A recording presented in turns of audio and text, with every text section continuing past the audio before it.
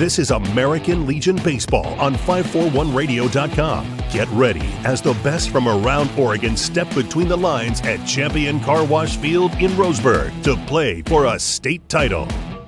Live video coverage of the state tournament on 541radio.com is presented by the Cow Creek Tribe, with additional sponsorship provided by DC Farmers Co-op and Champion Car Wash. Now, let's head to the game. Hello there, everybody, and welcome to Bill Gray Legion Stadium at Champion Car Wash Field in Roseburg. And this is the American Legion Baseball Oregon AAA State Tournament on 541radio.com, presented by the Cow Creek Tribe. I'm Dan Bain with the play-by-play today, and thank you for tuning in. And we've got some good action for you coming up here at Bill Gray Stadium at Champion Car Wash Field. Today's game matches the Emerald Overhead Door Challengers of Eugene and the Salem Withnell Dodgers from the American Legion Post 136. The winner of the tournament advances to the regional tournament starting next week in Gillette, Wyoming. And that's for the right to go into the American Legion World Series in Shelby, North Carolina, and that is the week after that regional. We'll take a look at the two teams battling here in the first day of the tournament. The Eugene Challengers, post 83, coached by Kenny Niles, finished second in the Area 4 standings, one game behind league champion Medford. The Challengers had to win a play-in game yesterday here at Champion Car Wash Field, and they did that, but not without a little drama after nearly blowing a 9-run lead in the top of the 7th, but they got the win to move on to 39-15 record for the season. Salem Withnell Dodgers, post 136 in Salem, finished the regular season with a 22-21 record and won their area championship to get into the final 8 here. They're coached by Brian Stinnett and assistant coaches Aaron Cummins and Brad Brenneman. They are the champions of Area 3. The two teams have met 4 times this year. Eugene swept a doubleheader at their home field at Sweet Johnson Stadium, 4-3 and 5-2, and then split at Twin Bill 9 days ago, winning 2-1, but getting blown out in the second game, 13-0. We'll take a look at our starting lineups here. Salem Withnell Dodgers will be the home team today on this beautiful carpeted field, Bill Gray Stadium, Champion Car Wash Field in Roseburg. They will go with Brandon Stinnett at shortstop. Chris Rogers will be at second base. Will Hassoun in right field. Rylan Webster will be behind the plate. Avery Wilson at third base. Brady Muth at first base. Cole Weiland will be the designated hitter. Brady Stoops in left field, and Luke Elkins will bat in the number 9 spot and play in center field. The pitcher today will be Grant Stother. He's a right-hander out of Marist High School. I'm sorry, not Marist High School, Sprague High School. Grant Stother from Sprague High School. And for the Eugene Emerald Overhead Door Challengers in this first round game, leading off, it'll be Jack Riley, the right fielder. The Challengers had to win that play-in game yesterday, and it got to be a thriller. It went into the 7th inning 10-1, but it got a little tight at the end. Here's Jack Riley stepping in, and the first pitch of the game from Grant Stother on the way, and it is a little bit outside for ball 1, and we're underway here in bright sunshine and just an absolutely gorgeous day for baseball. Stother, the big right-hander, wind and the pitch on the way, and it's over at the knees for strike 1. 320 down the left and right field lines, 385 to straightaway center here, and a slight breeze coming from the north out of left field. Swing and a miss for strike 2.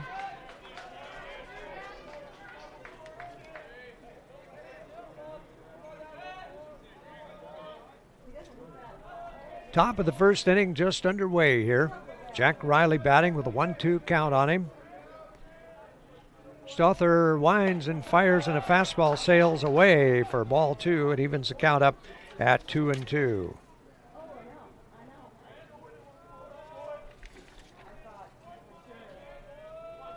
The 2-ball, 2-strike pitch. And that's a little bit low, and they check down at the third base umpire to see if he went around, and he says yes he did, so it'll be strike 3. So Stother strikes out the first man he faces, 1 away, and that'll bring up Easton McDonald, the second baseman.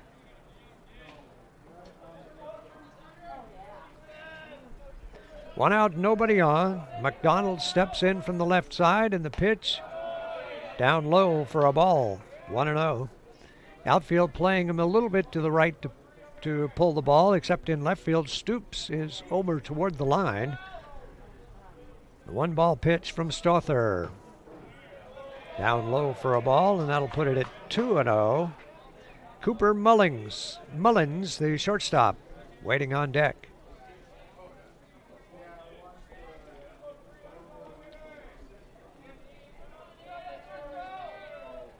Here's the 2-0 pitch.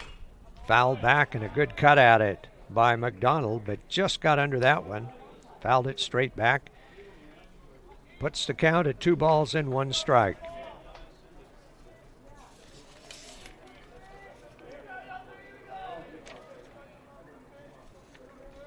The 2-1 bounced foul, hit late on that one and hit it down by the third base dugout.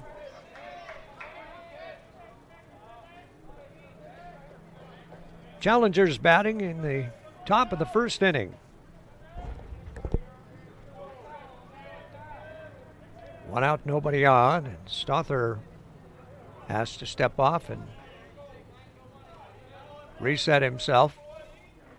Second base Rogers playing way around to the right for him to pull. Here's the 1-1 on the way, and that's fouled back, and the count is even at 2-2.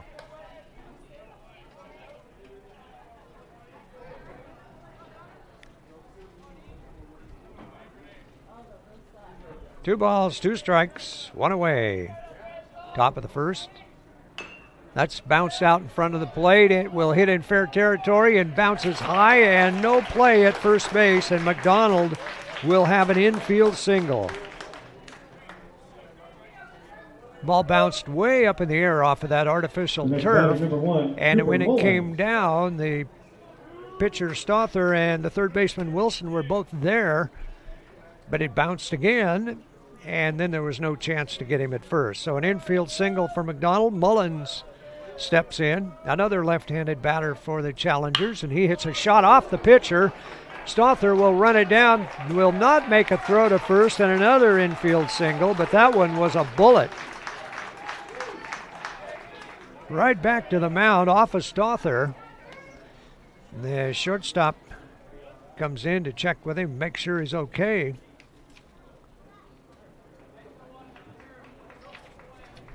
Sinnett heads back to his position at shortstop. The next batter, number 12, C.J. Smith. And C.J. Smith, the first baseman, the cleanup hitter, coming up with runners at first and second and 1 away. And the infield back looking for a double play ball. Stother fires, and the pitch is way outside, backhanded by Webster. That's 1-0. Avery Wilson at third base playing just at the cut. Hit towards short, over to second for 1, back to first, double play, inning over. And just like that, the rally is quashed. And C.J. Smith, a 6-4-3 double play. Stinnett turned it to Rogers, back to Muth, and that'll do it for the Challengers in the top of the first inning. They get no runs after 2 infield singles. No errors, and 1 runner left on base. And so our score after a half inning of play, it's the Challengers 0 and the Dodgers to come to bat. This is the Oregon Legion Baseball State Tournament on 541radio.com, presented by the Cow Creek Drive. First inning, there were no runs scored on 2. Hey there, sports fans. Thanks for watching this local sporting event online at 541radio.com. Did you know there's more than one way to watch games online? You can watch games on your laptop or desktop computer, your tablet, or even your smartphone just by going to 541radio.com. But we also use YouTube to stream all of our video broadcasts, which means you could be watching this game on your big screen TV with a number of different streaming devices. You can stream our live YouTube broadcast through your PlayStation or Xbox gaming device, or through streaming devices like Google Chromecast, Apple TV, or Roku. There's plenty of ways to follow this live local sporting event. Plus, you can find past events archived on 1490 The Score's YouTube channel. Find us on YouTube and subscribe today to keep up with the latest in local sports coverage.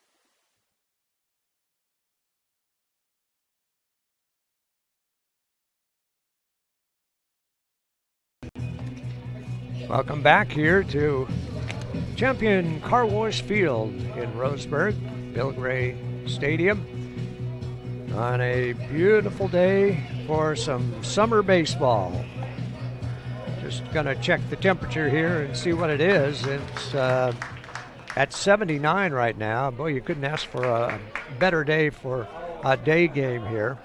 Going to be a little issue out there in right field when fly balls come out that way, and probably in center field, looking kind of right up into that bright sunshine. And the bottom of the first inning for the Salem Withnell Dodgers. Brandon Stinnett, the shortstop, steps in from the left side of the plate. The first pitch to him is on the way and on the outside corner for strike one. Right-hander Caden Starr out of Marist High School, graduated from there.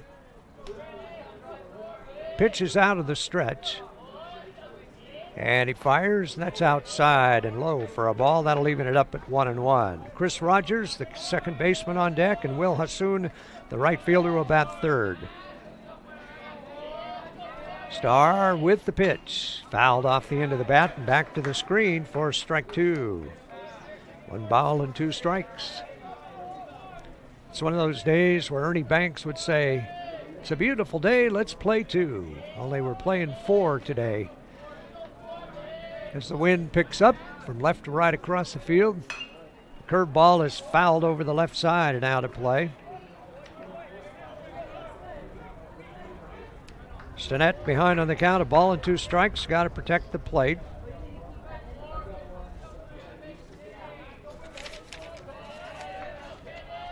Here comes the pitch. It's high and away for a ball. 2-2.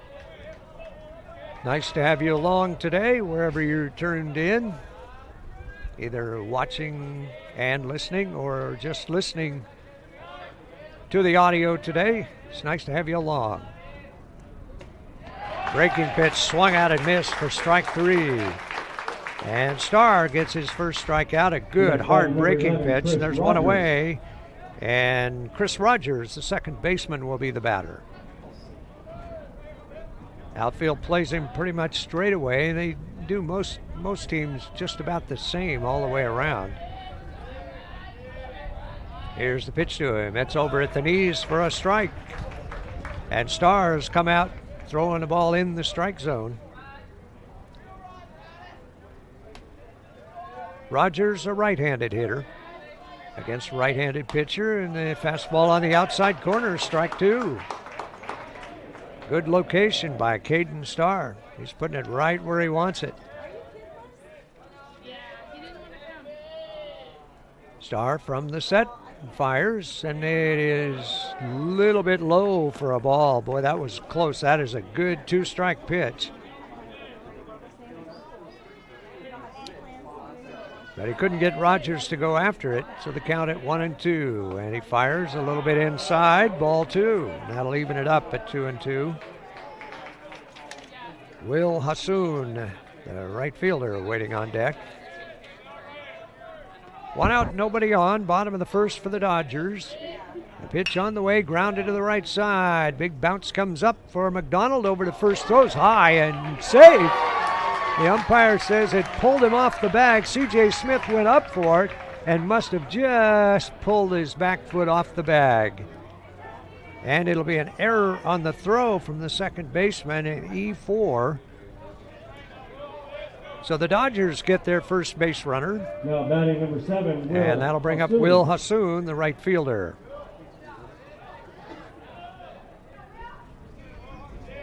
Hassoun, another right-handed hitter.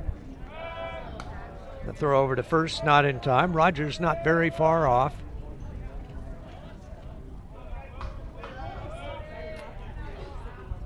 He's pretty quick. It wouldn't surprise if he takes off. Here's the pitch on the way. A swing and a miss. Good cut, but a good fastball. And Hassoun behind on the count, 0-1. Two teams met 4 times this season. Challengers won 2 at home and split on the road. High fly ball foul down the right field line and out of play over the hitting facility and out into the parking lot. 0-2 count to Hassoun. Outfield's actually shading him a little bit to the right to hit a little late on it. Another throw over to first, and diving back in is Rogers, but he wasn't really that close.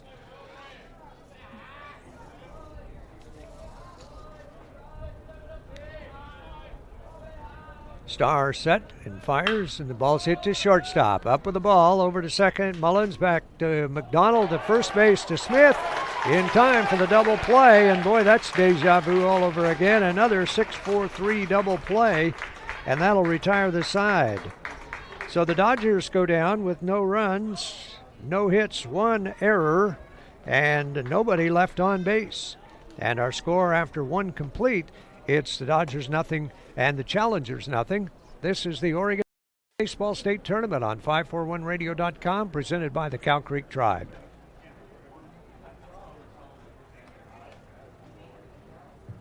For Salem Withnell.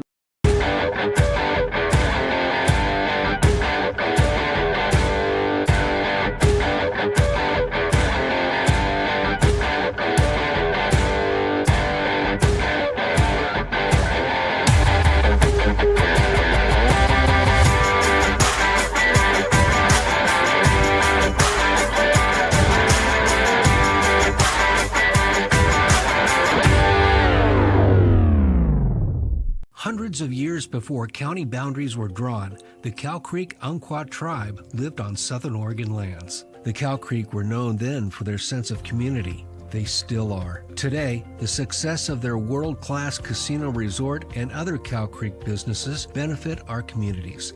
The Cow Creek Foundation has given over $20 million to Southern Oregon charities. The Cow Creek Umpqua tribe, a Southern Oregon tribe and a giving people. Game that we are watching right now, Dan Bain is doing the announcing. Back here at Champion Car Wash Field, we'll go to the top of the second inning. No score in the game. And the visiting team, Eugene Emerald Overhead Door Challengers, will send up Eli Christ, Callan Vreem, and Dylan Butler.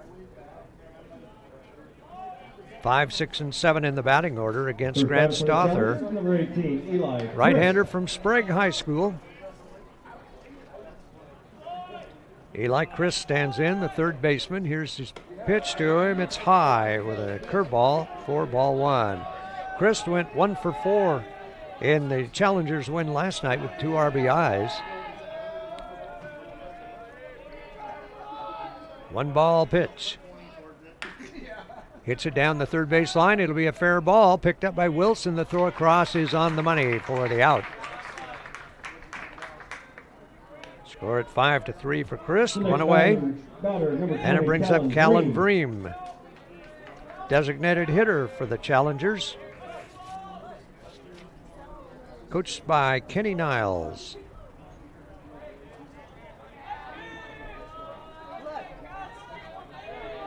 Right-hander Grant Stother working with nobody on base, and the breaking pitch stays up high. Looked like a slider. Ball 1.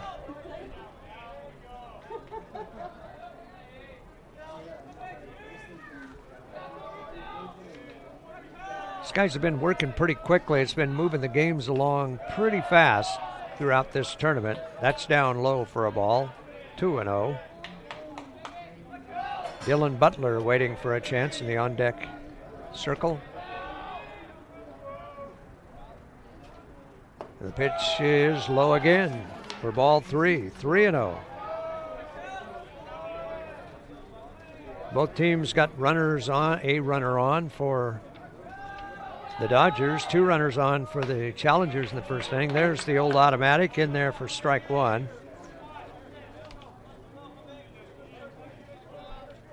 Challengers got 2 on and then a double play into the inning. The 3-1 pitch. Hit to second base. Scooped up by Rogers. A throw over to first base to Muth in time for the out. And there are 2 away.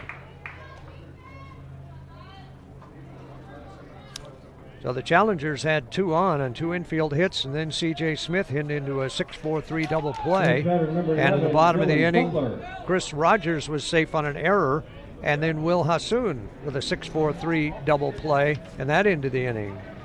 Very similar start for both teams. Now 2 down and nobody on, and Butler takes the first pitch in for a strike. 0-1. Nate Cook, the catcher, will bat if Butler can get on. Stother fires. Breaking pitch stays upstairs for a ball. 1-1.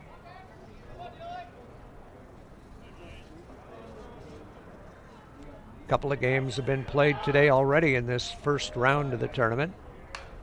That's fouled back to the screen. Strike 2. The Portland Barbers beat the Crushers 10-7. And the Medford Mustangs scored 1 in the bottom of the 7th to beat the Beaverton Sockeyes 4-3. 1-2 pitch. Low and away and held up just in time, and it's even at 2-2. Dylan Butler, the center fielder. He had 1 hit in 4 tries last night and scored a run in that play-in game. 2-2, 2 away. Nobody on base and no score. Stother fires a swing and a miss for strike 3, and that'll retire the side in order in the second inning. And it's no runs, no hits, no errors, and none left for the Challengers. And we'll go to the bottom of the second with the score still 0-0. This is the Oregon Legion Baseball State Tournament on 541radio.com, presented by the Cow Creek Tribe. For over 100 years, Douglas County Farmers Co-op has been serving the needs of farmers, ranchers, and homeowners throughout Southern Oregon. Here, everyone is welcome. When you shop with us, you can expect good people, good products, and good advice. No membership needed. Just bring yourself, and we'll provide the expertise and products you need to tackle your next project. Douglas County Farmers Co-op, where everyone is welcome to shop.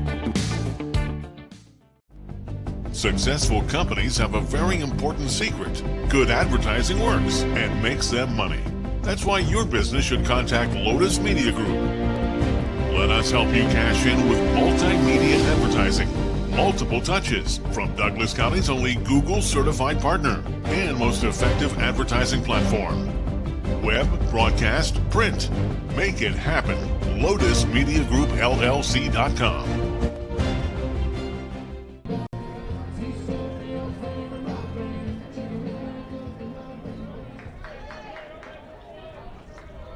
We go to the bottom of the second inning, and coming up for the Withnell Dodgers out of Salem, it's Rylan Webster, number 4 hitter in the lineup, hitting the cleanup spot. He's the catcher.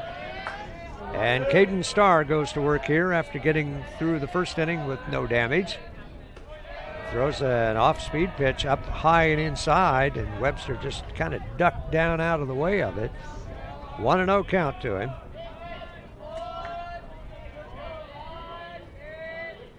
Webster hits it hard towards second base, and McDonald scoops it up as he moves over to his left and throws him out at first base. 4-3 for the first out of the inning. Starr worked against only 3 batters in the first inning. Chris Rogers was on an error, but he raced on a double play, so he's faced the minimum number after 4 batters. And Avery Wilson, the third baseman, the batter, fouls one off for strike 1. Here's the pitch to him, a swing and a miss, strike 2.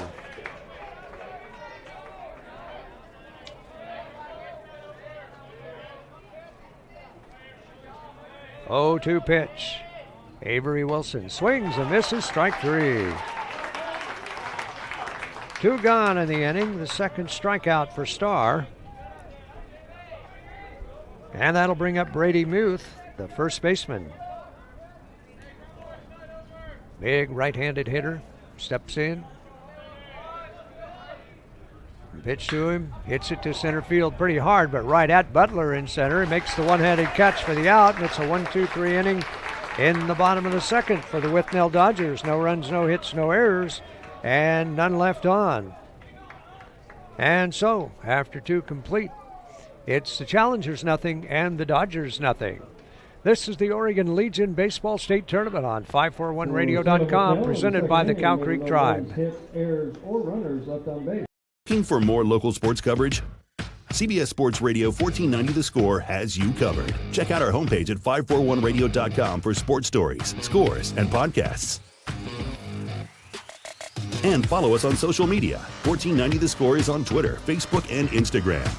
And take the station with you wherever you go with the 541 Radio app. Download the app in your smartphone's app store and get access to a live stream of the station, sports stories, podcasts, and easy messaging with the station and others. Hundreds of years before county boundaries were drawn, the Cow Creek Umpqua tribe lived on Southern Oregon lands. The Cow Creek were known then for their sense of community. They still are. Today, the success of their world-class casino resort and other Cow Creek businesses benefit our communities. The Cow Creek Foundation has given over $20 million to Southern Oregon charities. The Cow Creek Umpqua Tribe, a Southern Oregon tribe and a giving people. Top of the third inning from Champion Car Wash Field at Bill Gray Stadium in Roseburg. The third game of the day in this first round of the AAA State American Legion Baseball Tournament. No score in this one so far after 2 innings. The Eugene Emerald Overhead Door Challengers and the Salem Withnell Dodgers locked up in a pretty good pitching duel so far. And for the Challengers, in the top of the third, it's the bottom 2 in the batting order, Nate Cook and Adam Elliott, and then back to the top with Jack Riley. Cook stands in from the right side, the catcher for the Challengers. First pitch to him, swings and misses, strike 1. Both pitchers have 2 strikeouts so far. And both pitchers have thrown double play ground balls. That breaking pitch goes way outside for a ball, evens it at 1-1. Wind continues to blow in from left field toward home plate, although it's died down a little bit at the moment. Just as I say that, it picks up a little more. Keep looking at the forecast for the next few days here, and it looks like we might have a couple of 100-degree days now on Monday and Tuesday. A swing and a miss for a strike, 1-2. The app says 93 tomorrow, 101 on Monday and Tuesday, and 98 on Wednesday. So the action's hot and the weather's going to be hot. 1-2 pitch on the way. High for a ball, 2-2.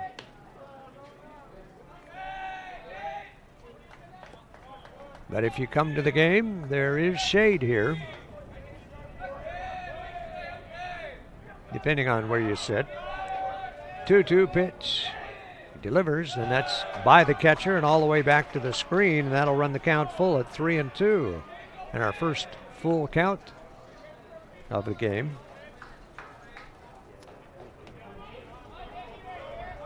Grant Stother has given up just the 2 hits in the first inning, both infield singles. 3-2 pitch to Nate Cook on the way, and it's right down the middle, strike 3 call. So 2 straight strikeouts for Stother. His 3rd strikeout of the game, and it brings up Adam Elliott, the left fielder.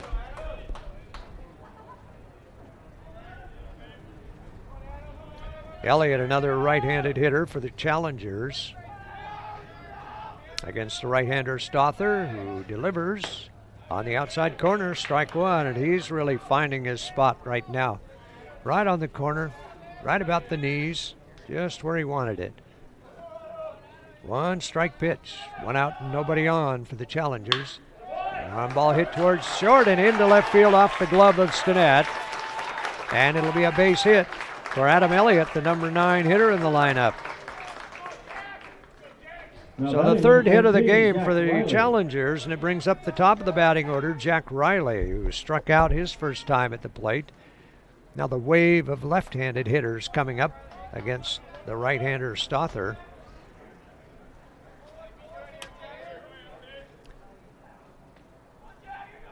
Riley steps in. Lead at first base by Elliott. The pitch to the plate. A little bit outside, maybe a little bit high for ball 1.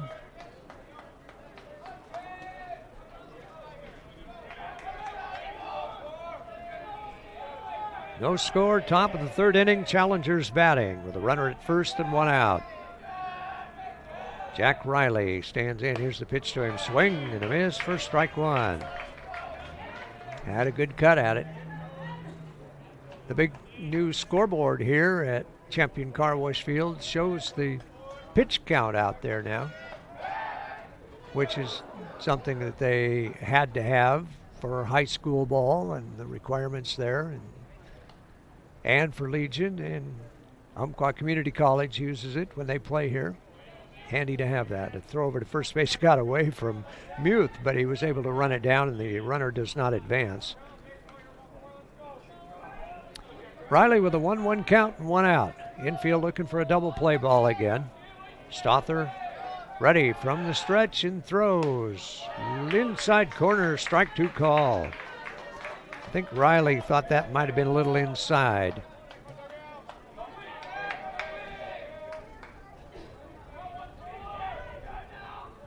Challengers coached by Kenny Niles. Here's the pitch to him. That's low and inside for a ball. That'll even it at 2-2. Easton McDonald, the second baseman, waiting on deck. 1 out, 1 on for the Challengers. Top of the 3rd. This all tournament game scheduled for 7 innings. Pitch swung at and missed for strike 3. And that's 4 strikeouts for Stother. 2 away in the inning, and Elliott remains at first base. Brings up Easton McDonald, the second baseman. McDonald was 1 for 3 in the win last night in the play-in game for Eugene.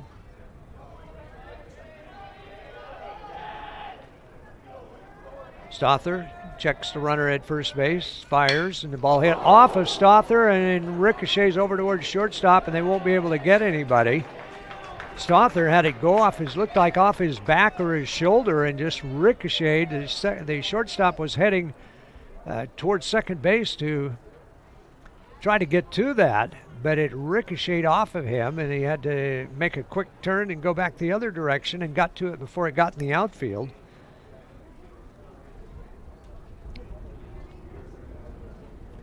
And another hard hit, actually Cooper Mullins, who is due up next, had a hard hit ball right back at Stother in the first inning.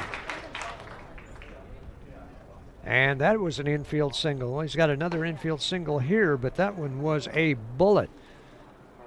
Stother's going to take a quick pitch to see if everything's still where it's supposed to be and is still in working order. And Cooper Mullins, 1 for 1 in the game. Comes up 3 for 4 in that play-in game last night. Won that over the Newport team, the Dungies. It's a high fly ball to right field. Hassoun over toward the line in foul territory will make the catch for the out, and that'll retire the side. And once again, Eugene gets 2 runners on, but can't move them around, and it's no runs on 2 hits, no errors, and 2 left on. And we'll go to the bottom of the 3rd with a score still. The Challengers nothing, and the Dodgers nothing. This is the Oregon Legion Baseball State Tournament on 541radio.com, presented by the Cow Creek Tribe. And no runs on 2 hits.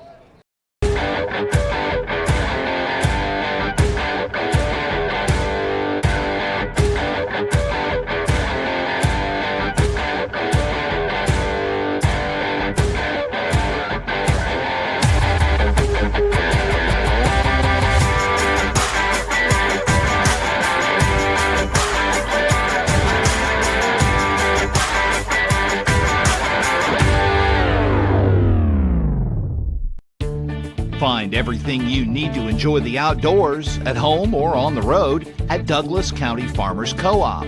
Our garden center has what you need to create an oasis at home, from patio furniture to plants and everything in between. And whether you're barbecuing at home or tailgating at the game, we stock the best products from Yeti, Traeger, and Weber. Stop by or shop online at DouglasCountyFarmersCoop.com.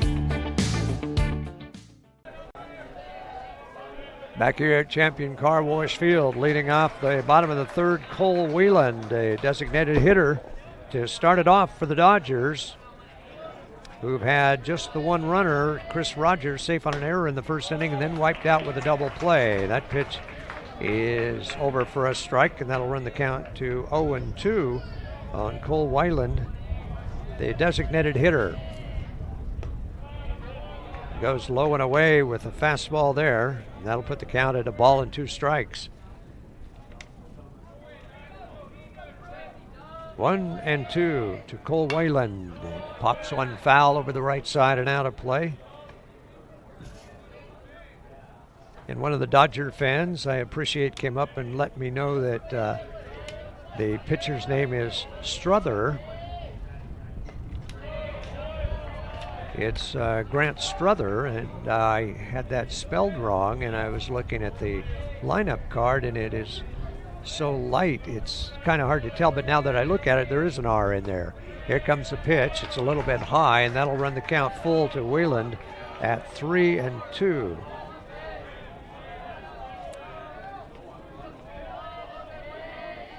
So, I apologize for that. Over at the knees, called strike 3. And Wheeland is down on strikes. That will be the third strikeout for Caden Starr. And it brings up Brady Stoops, the left fielder.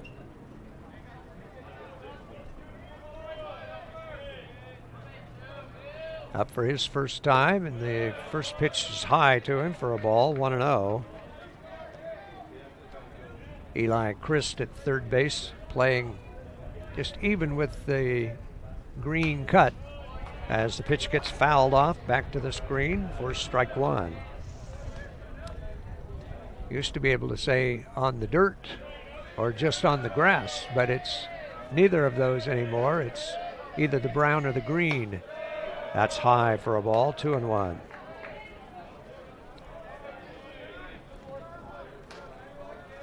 Right-hander Caden Starr, giving up no hits so far. That's over at the knees for a strike, 2-2. 3 strikeouts, no walks, and only 1 base runner. And that was an error. 2-2 pitch on the way, and it's fouled off. He went after an inside pitch, and I think he got that just above his hands on the handle and just fouled it at the plate. That's fighting one off right there. 2-2, even up. 2 balls, 2 strikes, 1 out, number 2 at the plate. The 2-2 pitch, Starr fires, fouled off the end of the bat and back to the screen.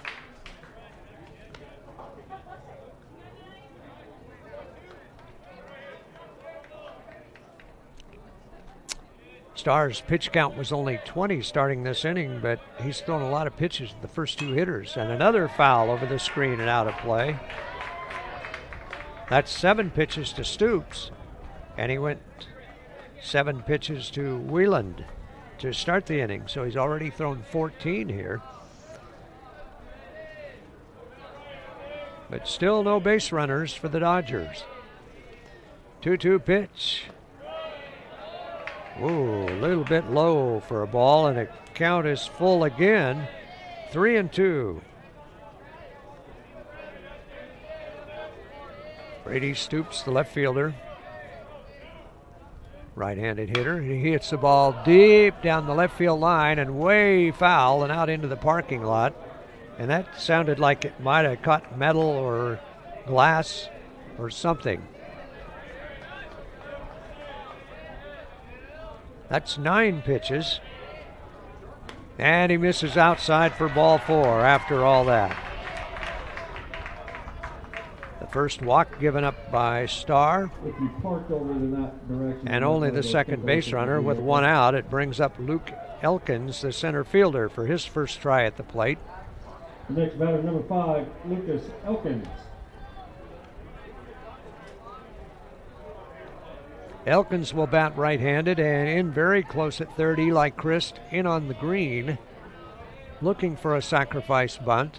He's not bunting, takes a rip at it, and he has Christ cringing a little bit at third base as he swings and misses for strike one. Christ still in close though, guarding against a bunt. Starr ready, looks over at first and fires over there, not in time. Stoops dives back in under it.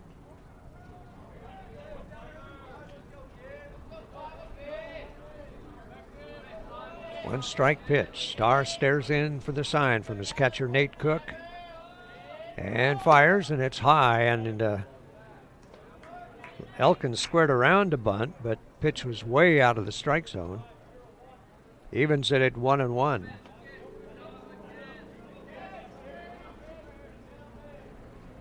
Crowds are getting a little bigger and a little bigger as we get closer to the last game. There's a bunt back in front of the mound, picked up by Starr, throws to first, and it's off the glove of the second baseman, McDonald. And it'll be another error on the challengers. I think an error on the second baseman because he reached up and looked like he had it, and it just went right off the end of his glove. The next batter, so first and second with 4, one out, and it Stinnett. brings up Brandon Stinnett, the shortstop. Struck out his first time up. Bats from the left side, and Christie in close at third again. Looking for another possible bunt. Not bunting, and takes it a little bit inside for a ball, 1-0 to Brandon Stinnett, the shortstop.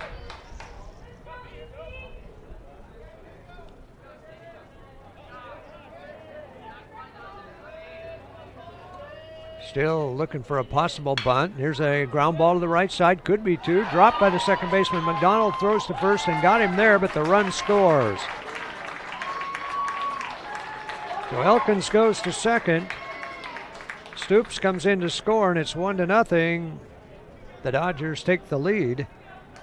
And Brandon Stinnett is out 4-3 for out number 2. Batter number 11, Chris Rogers. And give him an RBI on that one, and it brings up Chris Rogers, the second baseman. 1-0 Dodgers without a hit. Here's the pitch, high for a ball. Well, Starr had no trouble at all until he walked a batter, and that started it, and then that was followed by an error. And then the ground out gets the run across. The pitch is a fastball that misses outside, ball 2. The wind picks up, and Old Glory's out straight out in center field, right beyond the 385 sign. 320 down each line here. 385 to straightaway center, and the power alleys are about 370. With the about 12-foot high fence out there.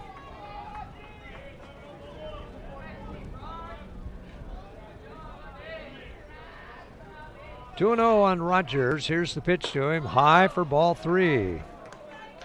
And Starr behind at 3-0.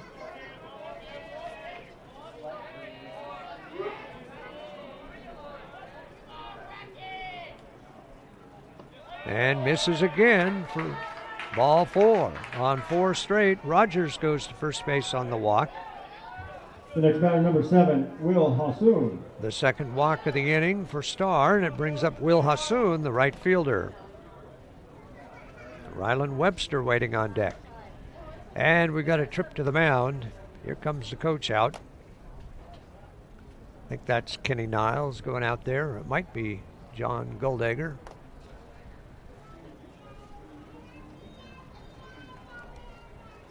Coverage of the Oregon Legion Baseball State Tournament is presented by the Cow Creek Tribe and by Douglas County Farmers Co-op, where everyone is welcome to shop. And also by Champion Car Wash, #1 for auto dealing. They'll wash your vehicle, shampoo your seats and carpet, and hand polish. Come in and ask for the express detail or call Dustin at Champion Car Wash to book your appointment today. Conference is over. Coach heads back to the dugout.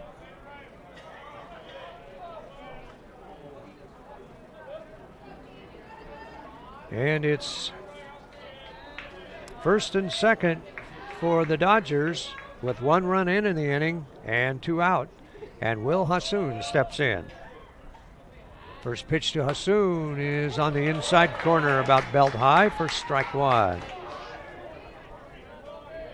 Hassoun hit into a 6-4-3 double play, short to second to first in the first inning. 0 for 1 against Starr. Starr looks down at second, checks the runner moving off. Here's the pitch, fouled straight back for strike 2. So he jumps ahead on the count to Hassoun, 0-2.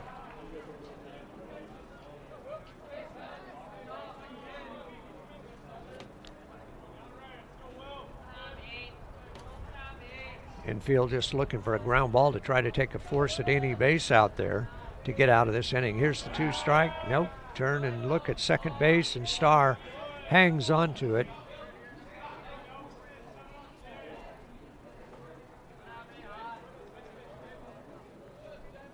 Oh, 2 count to Hassoun. Starr fires, called, strike 3, and the inning is over. Hassoun thought it was high and outside and let it go by. And he is called out on strikes for the 3rd out to retire the Dodgers in the 3rd inning. They get 1 run on no hits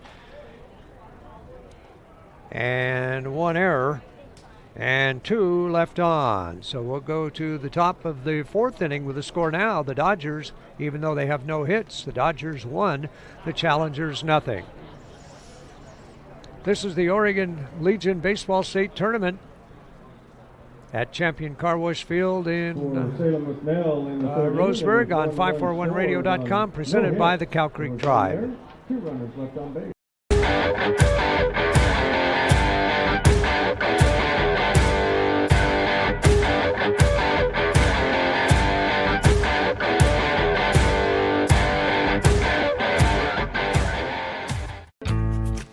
At Douglas County Farmers Co-op, we want your 4-legged friends to be healthy and happy. That's why we stock a carefully curated selection of pet, equine, and livestock supplies. From the premium foods your pets crave to grooming and show supplies that help you shine in the show ring, you'll find it at Douglas County Farmers Co-op. Our knowledgeable staff are here to help with those tough pet and livestock care questions. Stop by or shop at DouglasCountyFarmersCoop.com. Brook Communications radio stations have joined forces with the News Review and Lotus Web Services, announcing the Lotus Media Group, a multimedia enterprise. Web, broadcast, print. Make it happen with LotusMediaGroupLLC.com. We go to the top of the 4th inning, and the Eugene Challengers find themselves down by 1 run. Even though they have 4 hits and Salem has none, it's 1-0 on the board. The Dodgers lead it, and to lead it off, C.J. Smith for the Challengers. And the first pitch to him sails upstairs. Grant Strother. And I apologize for saying the name wrong there. Right-hander out of Sprague High School. Strother fires. Popped up on the right side. A chance for Muth at first base in foul territory, and he hangs on to it. That was a tough play looking up into the sun, but it'll be a foul out to first base for C.J. Smith, and that brings up Eli Christ, the 3rd baseman. Grounded to 3rd, his first try at the plate.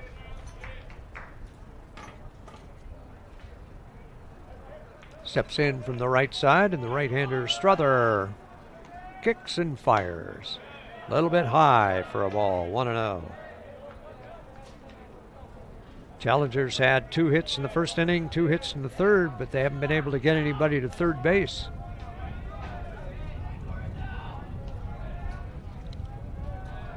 One-0 pitch. Swing and a miss. Went after a pitch upstairs out of the strike zone, and that'll even the count up at 1-1. And Chris had made up his mind he was going to take a rip at it.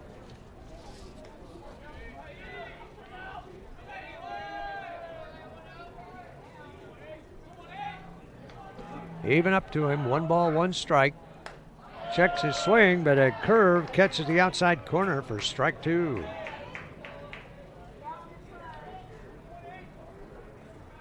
One ball and 2 strikes, 1 away.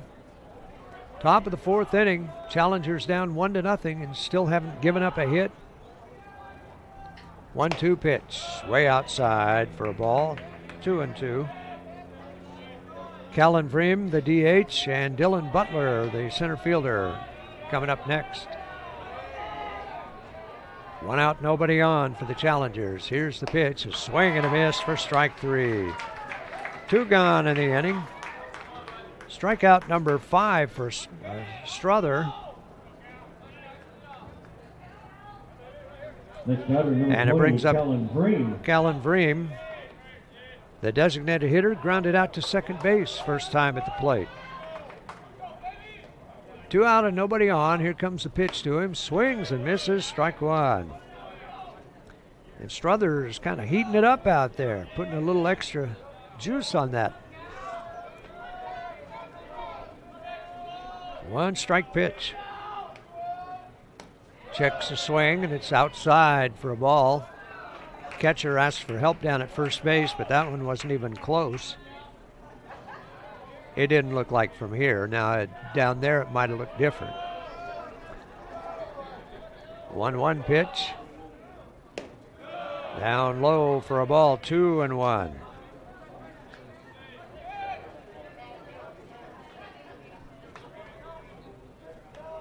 Challengers just haven't been able to get any hits when they've had runners on base.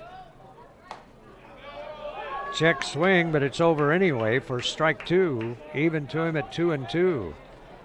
And Strother trying to get through a 1-2-3 inning.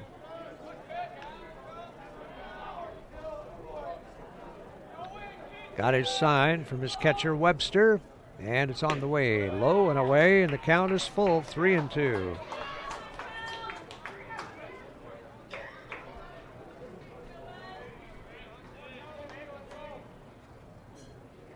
Just about halfway through this one, scheduled for 7. And the pitch lined into right center field, and right there is Elkins in center to make the catch for the out. I'd say it was pretty much straight away. And that'll retire the side. So 1-2-3 inning in the 4th for the Challengers. No runs, no hits, no errors, and they leave none. And as we go to the bottom of the 4th, the score, the Dodgers 1, the Challengers nothing. This is the Oregon Legion State Baseball Tournament on 541radio.com, presented by the Cow Creek Tribe. Hey there, sports fans. Thanks for watching this local sporting event online at 541radio.com. Did you know there's more than one way to watch games online? You can watch games on your laptop or desktop computer, your tablet, or even your smartphone just by going to 541radio.com. But we also use YouTube to stream all of our video broadcasts, which means you could be watching this game on your big screen TV with a number of different streaming devices. You can stream our live YouTube broadcast through your PlayStation or Xbox gaming device, or through streaming devices like Google Chromecast, Apple TV, or Roku. There's plenty of ways to follow this live local sporting event. Plus, you can find past events archived on 1490 The Score's YouTube channel. Find us on YouTube and subscribe today to keep up with the latest in local sports coverage.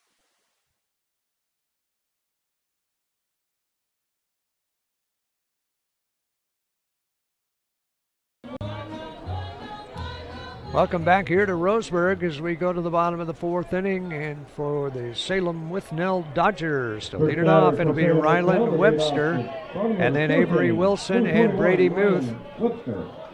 And so far the Dodgers do not have a hit, but they have the lead 1-0.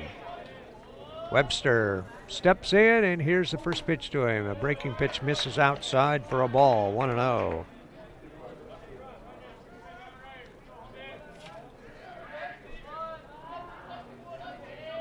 Caden Starr still with a no-hitter going. That pitch is fouled over the right side and out of play for strike one.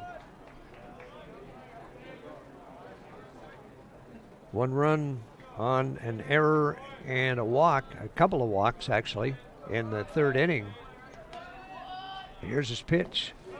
Check swing. Did he go around? Nope. Says the umpire at first base, and it's ball 2. 2-1. 1 run, no hit, no errors for the Dodgers. No runs, 4 hits, and 2 errors for the Challengers. That's fouled over the right side and out of play, and that'll be strike 2. That hits on top. I think that was on top of the hitting facility.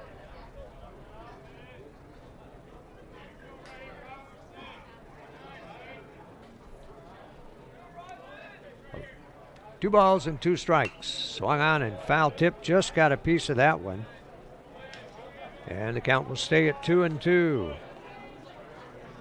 Tournament runs through Wednesday here at Champion Car Wash Field in Roseburg. Ground ball toward third and into left field, and there's the first hit of the game for the Dodgers. A single by Webster, just reached out and poked that one and got enough on it to sneak it through the hole and into left field. The next batter, number 10, Avery Wilson. And it'll bring up Avery Wilson, the third baseman, who struck out his first trip to the plate.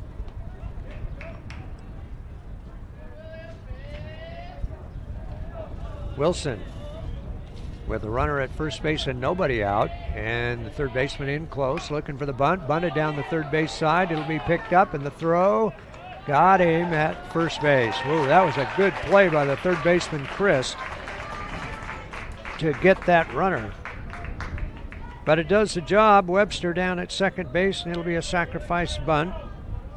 5-3 for the putout, 1 away, and it brings up Brady Muth, the first baseman.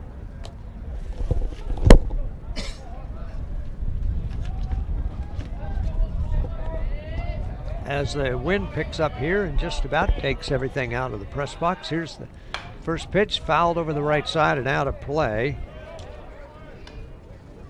Muth goes after that first pitch, and it was high up in the strike zone and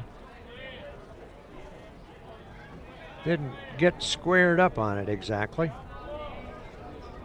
1 strike to him. Breaking pitch stays high for a ball, 1-1.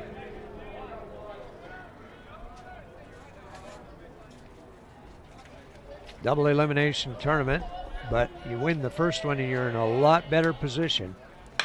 There's a line drive into center field, another base hit. 1 hopper to Butler. Butler picks it up, fires it back in. It'll be cut off, and the runner stays at third base. So it's first and third with 1 out. And after going 3 innings without a hit, the Dodgers now have 2 hits here in the 4th inning. Still no runs on the board in the 4th.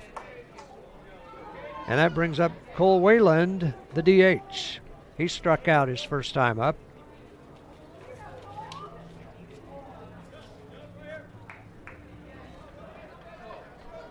And they may put some kind of a play on here. Off at first base, short lead is Muth.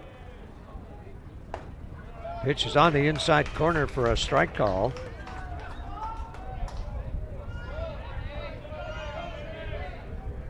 Wayland struck out in the 3rd inning. Look over to third. The pitch on the way to the plate. Popped over the right side bleachers and out of play. That'll run the count to 0-2. Muth at first base and Rylan Webster at third base.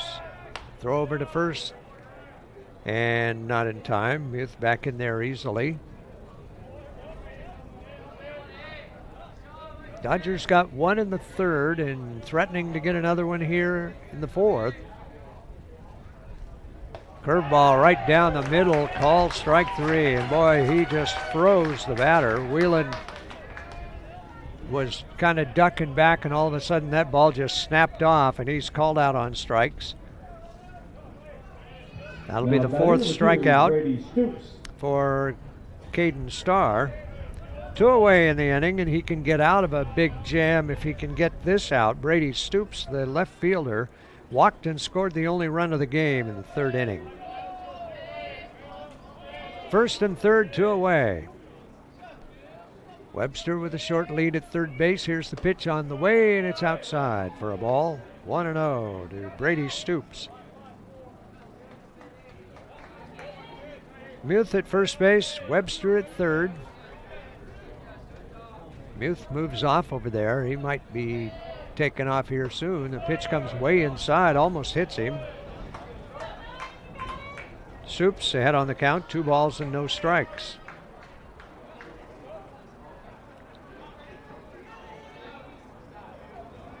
Boy, you think back to what kind of weather we were having last year, and this is mighty fine stuff here.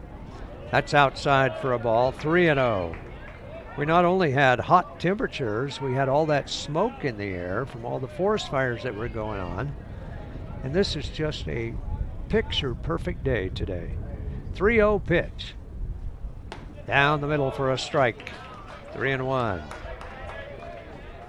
Muth at 1st base and Webster at 3rd, 2 away.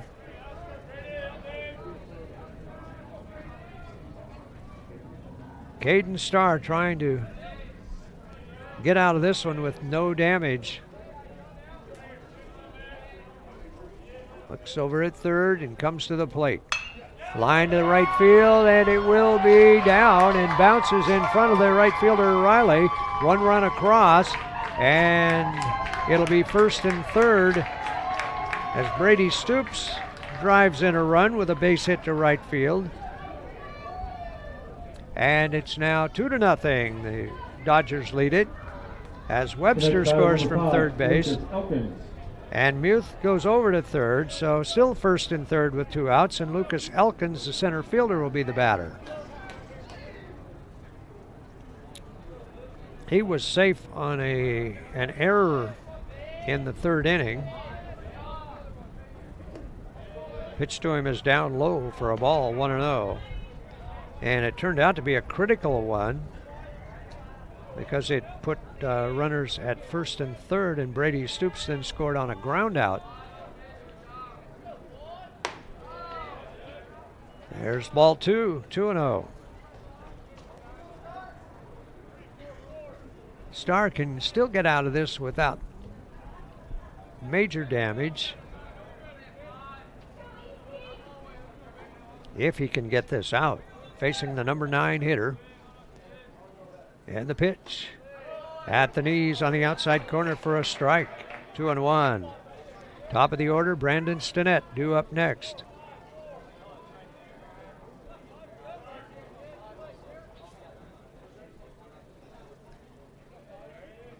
Starr comes set. And there goes the runner at 1st, and that's fouled over the right side out of play. That'll even the count up at 2-2. So Stoops taking off on that one.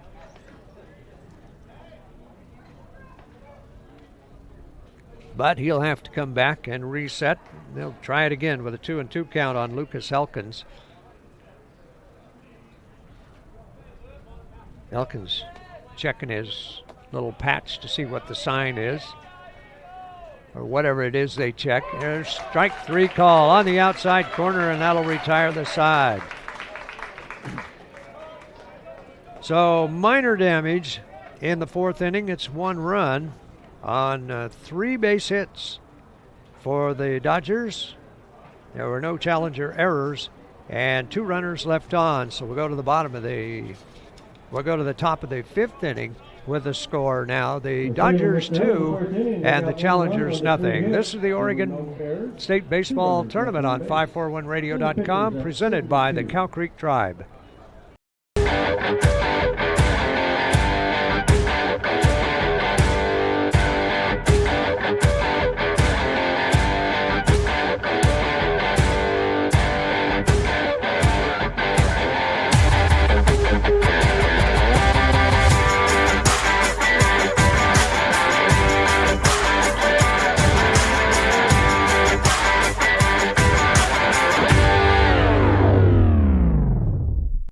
Hundreds of years before county boundaries were drawn, the Cow Creek Umpqua tribe lived on Southern Oregon lands. The Cow Creek were known then for their sense of community. They still are. Today, the success of their world-class casino resort and other Cow Creek businesses benefit our communities. The Cow Creek Foundation has given over $20 million to Southern Oregon charities. The Cow Creek Umpqua tribe, a Southern Oregon tribe and a giving people.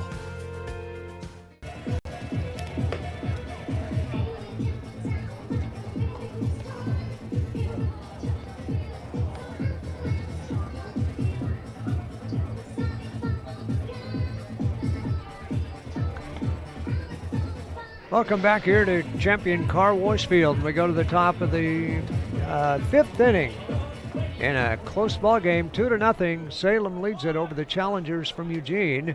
2 runs, 3 hits, and no errors for Salem. No runs, 4 hits, and 2 errors for the Challengers. The Challengers got some work to do here. They've had 4 hits in the game, but haven't been able to get close to scoring. And Dylan Butler, the center fielder, starts it off. And the first pitch from Grant Strother. Strother hits the corner for strike 1. It's 0-1. Butler will be followed by Nate Cook, the catcher, and Adam Elliott, the left fielder. Bottom third of the batting order batting here to start the 5th inning. Strother throws, and it's a little bit low for a ball. Evens the count up at 1-1. 1 ball, 1 strike to the leadoff man in the 5th. Challengers haven't gotten a runner past second base so far. That's a high pop-up down the first base side, and that'll carry out a play. Boy, that was way up there. Runs the count to a ball and 2 strikes for Butler.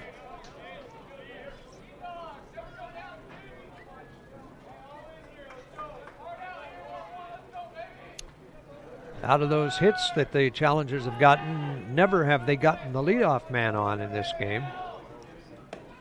And the pitch is a slider, just misses outside for ball 2. That's a good 2-strike pitch, but Butler wouldn't bite for it, and it evens it up at 2-2. It's tough to take a pitch like that when it's so close. And he fouls another one over the right side, out of play. Onto the netting above the concession stand.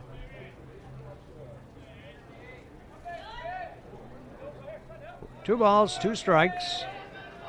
Grant Strother, big right-hander to wind up and fires, and the pitch is in the dirt for ball 3. Gave up 2 infield singles in the first inning. One of those was hit like a bullet back off of him. The other one was a slow roller down the third baseline. 3-2 pitch. Strother fires, and it's lined into left field for a base hit. A solid rip for Dylan Butler. And for the first time in the game, the Challengers have the leadoff man on.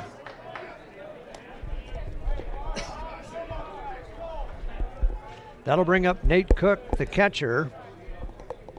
Cook was called out on strikes his first time up, and Challengers might be trying to advance him down to second to get him in scoring position now. Number 23, Caden Kuffler. With the sacrifice.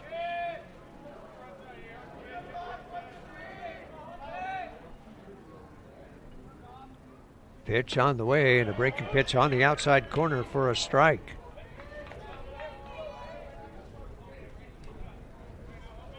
This is 23 batting here.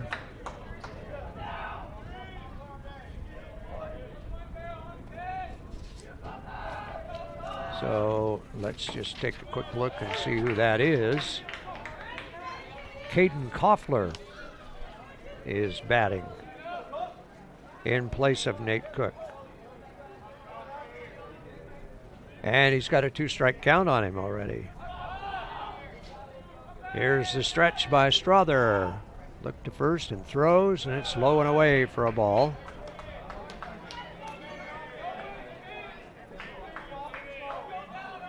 Caden Koffler from Willamette High School.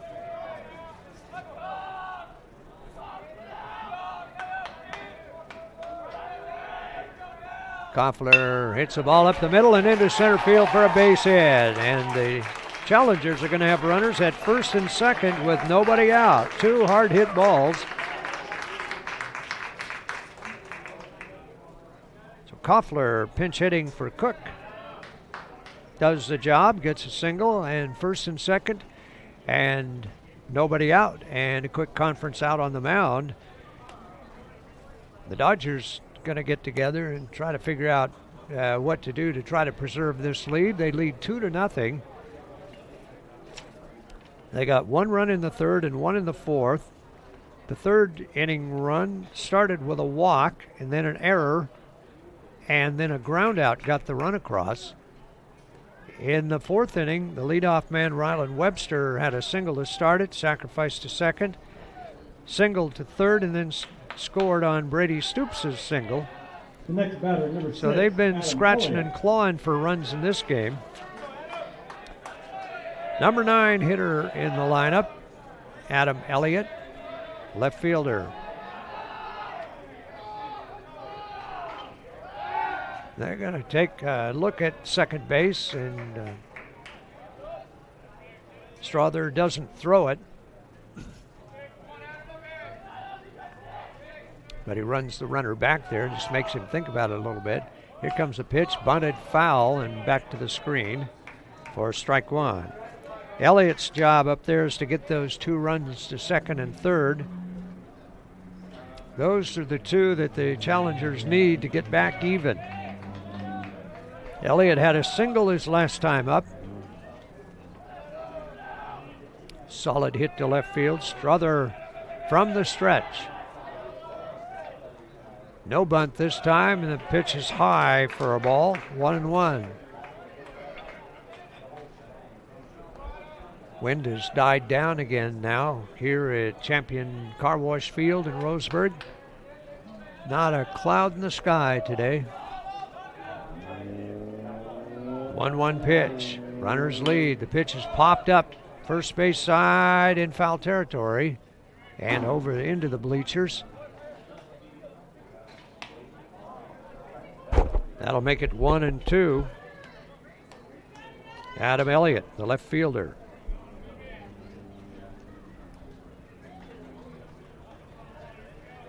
Elliott's from Thurston High School. Got 2 more years to go there. He's a young one. 1-2 pitch.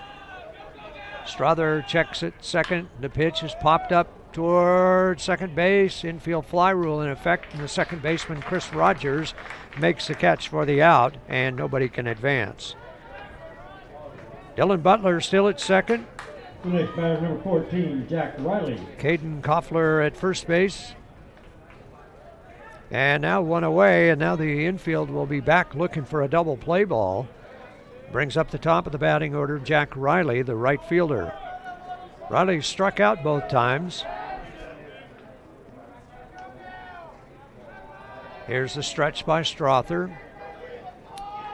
Kicks and throws, and it's way outside with a fastball, 1-0. Riley will be followed by Easton McDonald, second baseman. If you get that far. 1-0 pitch. Inside and low for a ball, 2-0.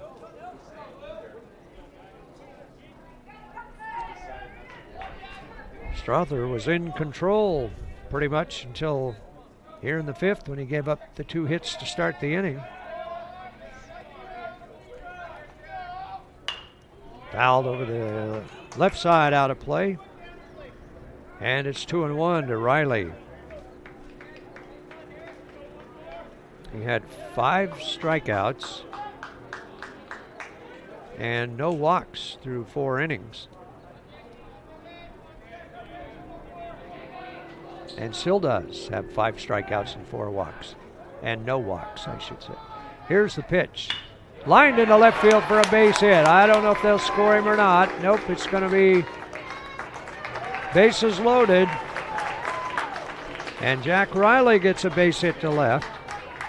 And the Challengers with a for-real threat going here now with the bases loaded and one out. Butler stops at third, Koffler at second, and Riley on at first. And the batter, did I hear pinch hitter? I have to wait and see the number here. It's supposed to be Easton McDonald. Swing and a miss for a strike. It's number 2, Danny Womack.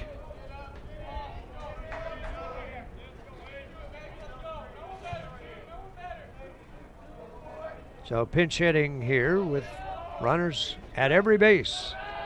Base hit here could tie it up. And he takes one right down the middle for a strike, and that'll be an 0-2 count on Womack. Womack is from Churchill High School. 0-2 pitch. He just wants to put it in play somewhere, give himself a chance. Pitch to him. Swing and a miss for strike 3. And boy, if Strother can wiggle out of this one, that is going to be big. 2 gone. He gets his 6th strikeout of the game. And now Cooper Mullins, the shortstop. Out of Marist High School. First pitch to Mullins. High and away for a ball. Challengers with a big opportunity here, but Strother has 2 outs now and trying to evade a little disaster. Here's the pitch. Over but low for ball 2. 2-0. And no place to put him, of course, with the bases loaded. C.J. Smith, cleanup hitter on deck. 2-0 pitch. Strother needs to throw a strike. And Mullins knows that. Pitch is hit towards shortstop, and they're going to get out of it. Over to second for the force out, and the inning is over. So the Challengers miss a big opportunity there. A fielder's choice for Mullins, and Jack Riley is out at second base, 6-4 for the 3rd out to retire the side. And in the 5th inning, the Challengers load the bases, but still can come up with no runs on 3 base hits, no errors, and they leave 3. And our score as we go to the bottom of the 5th inning, it's the Dodgers 2 and the Challengers nothing. This is the Oregon Legion Baseball State Tournament on 541radio.com, presented by the Cow Creek Tribe. For the Challengers in For over 100 years, Douglas County Farmers Co-op has been serving the needs of farmers, ranchers, and homeowners throughout Southern Oregon. Here, everyone is welcome. When you shop with us, you can expect good people, good products, and good advice. No membership needed. Just bring yourself, and we'll provide the expertise and products you need to tackle your next project. Douglas County Farmers Co-op, where everyone is welcome to shop. Successful companies have a very important secret. Good advertising works and makes them money. That's why your business should contact Lotus Media Group. Let us help you cash in with multimedia advertising. Multiple touches from Douglas County's only Google certified partner and most effective advertising platform. Web, broadcast, print. Make it happen. LotusMediaGroupLLC.com.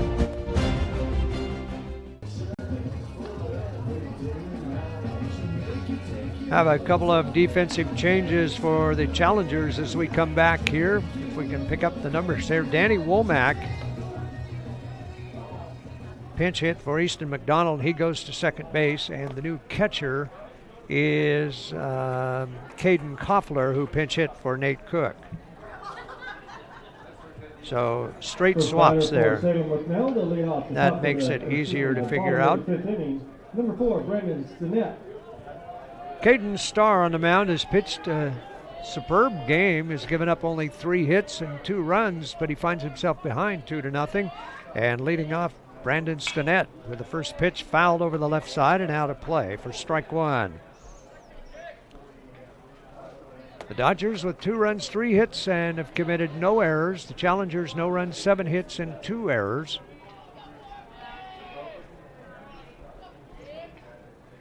Pitch is bounced out in front of the plate, and it'll be the third baseman, Chris, who throws it way over the first baseman's head, and he will stay at first base. So the leadoff man on an error. And that's not the way Starr wanted to start that inning off. That brings up Chris Rogers, the second baseman.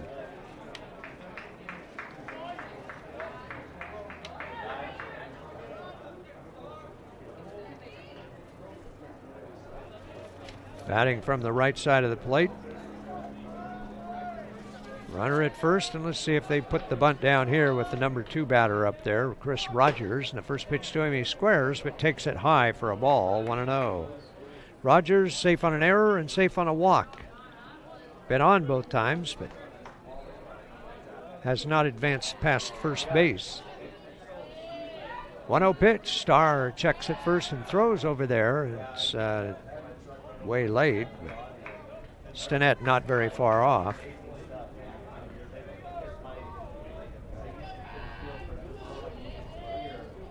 One ball pitch. Shortens to bunt again, and it's over for a strike. So maybe just a decoy. Or maybe he was just taking a strike and now wants to put one down. The third baseman, Christ, is in close, expecting a bunt. C.J. Smith holds the runner on at first, squares to bunt again, and bunts it out in front of the plate.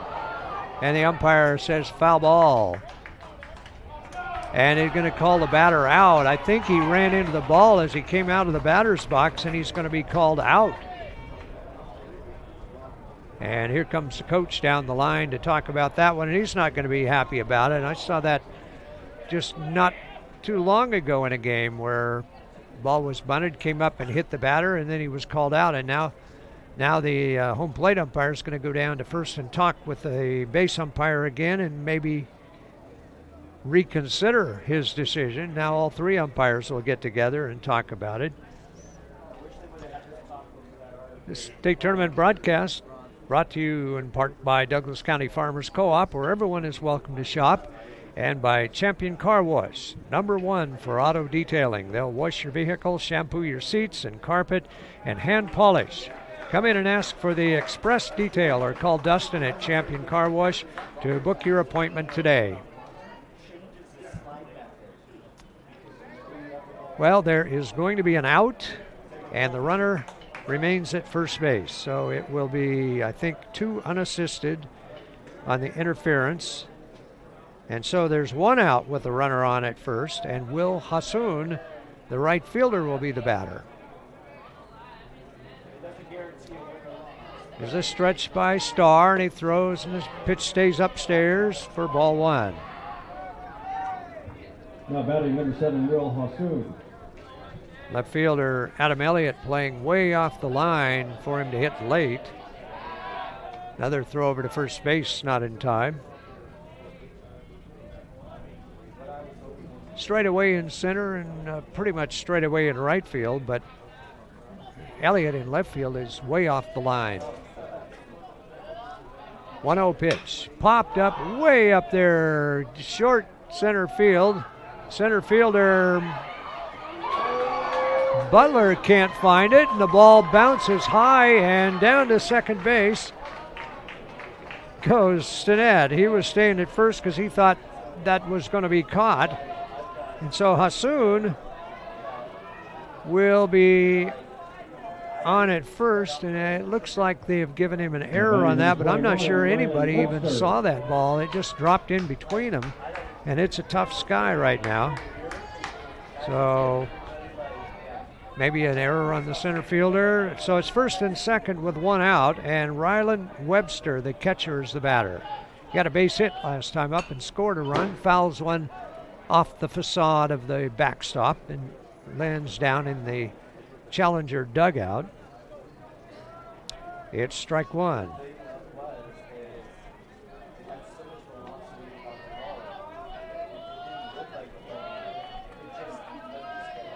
Look down at second. The pitch to the plate, low for a ball. 1-1.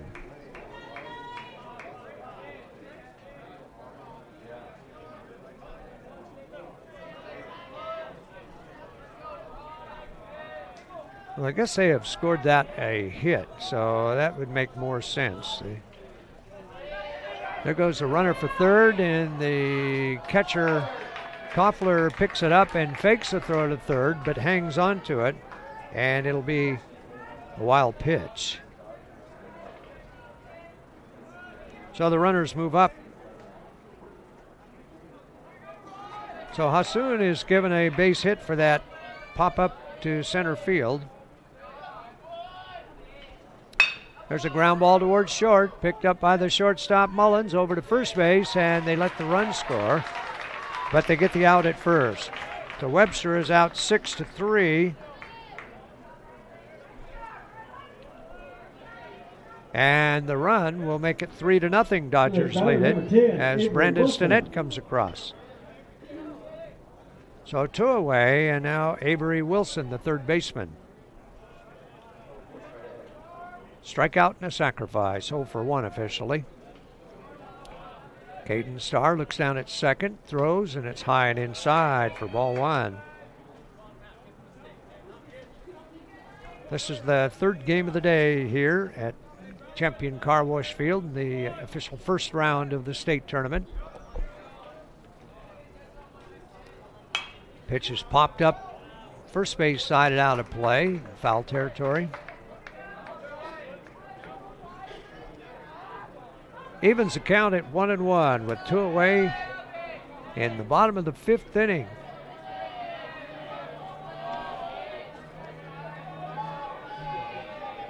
Pitch on the way, and a breaking pitch on the outside corner. Good looking slider.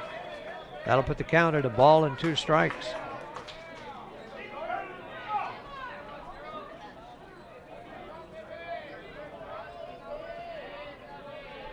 Starr trying to get out of another jam. Here's a pop on the first base side, and that'll carry over the screen and out of play.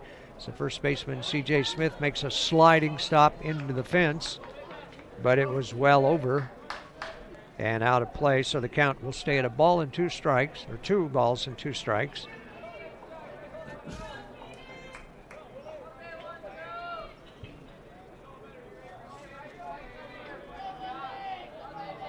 Challengers, the Dodgers have gotten a run in each of the last 3 innings. Breaking pitch way outside, and that'll run the count full. 3 balls and 2 strikes.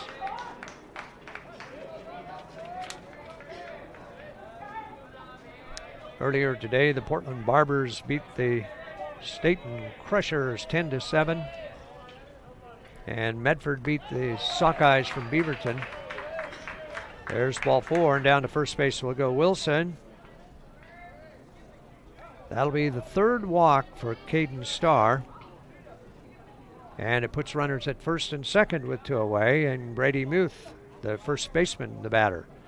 Muth had a base hit into right center in the 4th inning, flied out to center in the 2nd.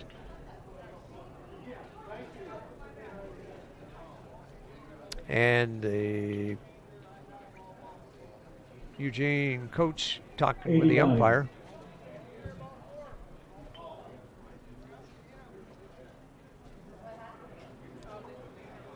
And I'm not sure if he was disputing what the count was or what it was, but it would have been ball 4, and Avery Wilson is on the walk. Maybe there was some question about whether he got hit or whether it was ball 4, but it wouldn't have mattered. Go to first either way. There's the pitch. That one hit him. Oh, man. Ryder did it. Nope, just missed. Muth turned and looked like it hit him from here, but apparently that hit the catcher's glove. It's ball 1. Well, that'll loosen your stance up a little bit in the batter's box. Right-hander against right-hander. There's a swing and a miss for a strike. Cole Wayland, the DH on deck.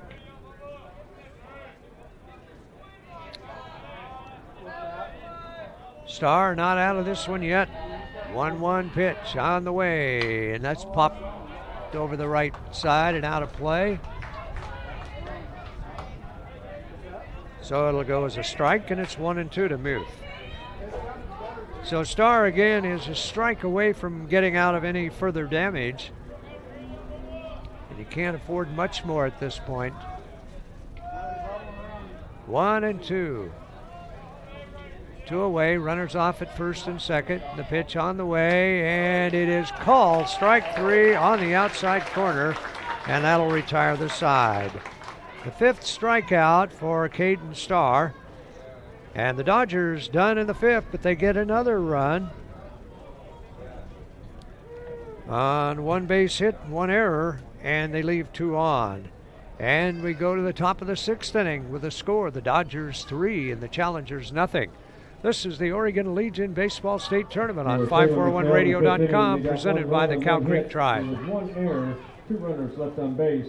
For more local sports coverage, CBS Sports Radio 1490 The Score has you covered. Check out our homepage at 541radio.com for sports stories, scores, and podcasts. And follow us on social media. 1490 The Score is on Twitter, Facebook, and Instagram.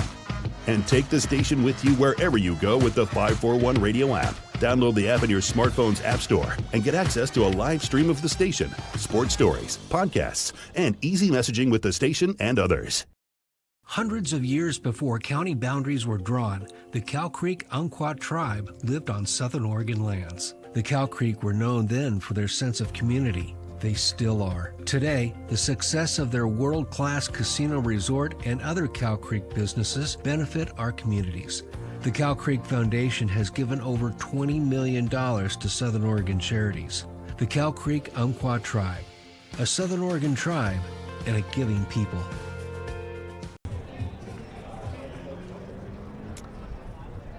We go to the top of the 6th inning from Champion Car Wash Field.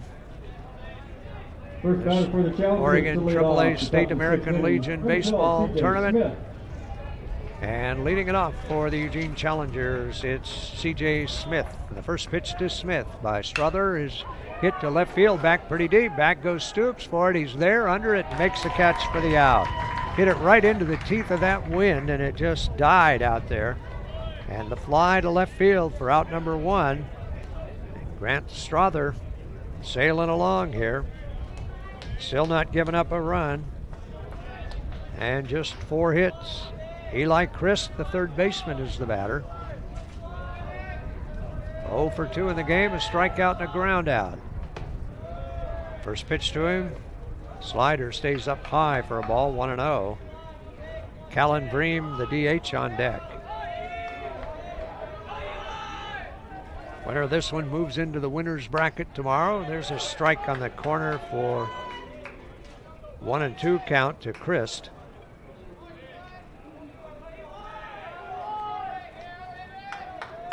The time they play kind of depends on how the host team does tonight. There's a pop behind the plate, foul and out of play for strike 2. 1 ball and 2 strikes.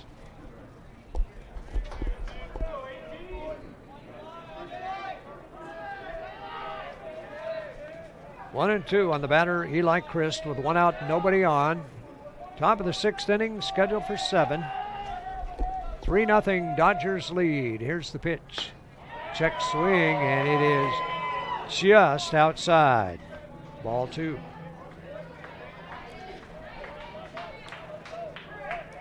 Salem fans were ready to explode on that one, but Christ got the call, and he'll have another shot at it. 2-2 count. And the pitch bounced down the first base side, foul. And it'll be still a 2-2 count. Salem Withnell Dodgers post 136 in Salem. They finished the regular season at 22-21. Down low and away for a ball. It's a full count to Christ at 3-2. Challengers had a big opportunity in the 5th when they got the 2 leadoff batters on base. In fact, had the bases loaded with 1 out and couldn't get anybody across. Fastball at the knees, or maybe just a little bit lower than the knees. It's ball 4.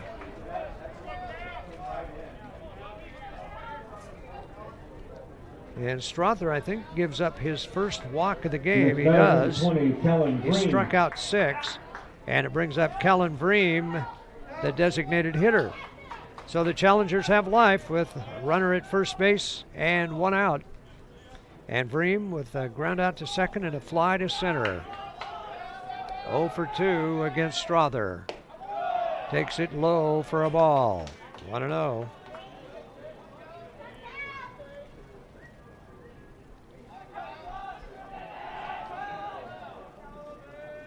Challengers are 39-15. They've played a lot of games this summer. Low and away for a ball with a fastball. Ball 2. Strother working quickly.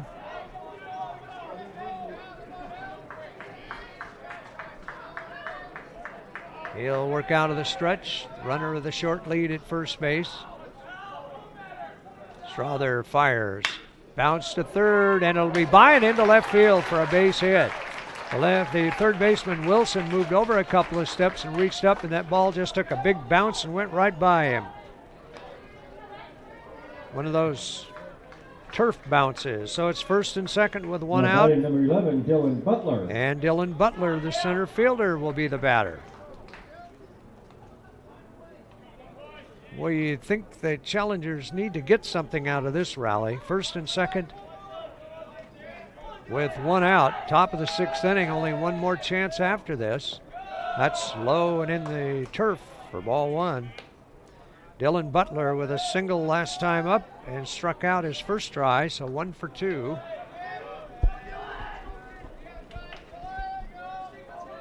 Strother working runners first and second, get their leads in a pitch on the inside corner at the knees. Strike 1.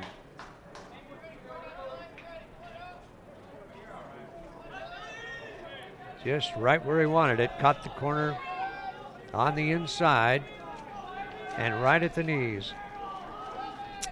1-1 pitch. That's outside for a ball. 2-1. Caden Koffler, the scheduled hitter, up next. Came on to pinch hit in the 5th inning and got a base hit. Strother ready and kicks and fires. Low for a ball. Now they got the runner off at second, and he takes off for third, and he's under the tag. Eli Christ, I guess, give him a stolen base on that. He looked like he stumbled and then took off the other way when he thought, uh-oh, I'm not going to be able to get back. And the count goes to 3-1. And that could have been a rally killer there for the Challengers if he'd have been picked off. 3-1 pitch. Popped down the right field line and foul over the bullpen area and out of play. Strike 2. So it's a full count, 3-2. With runners at the corners. Butler trying to get one to drop in somewhere and get a run across. Swing and a miss for strike 3.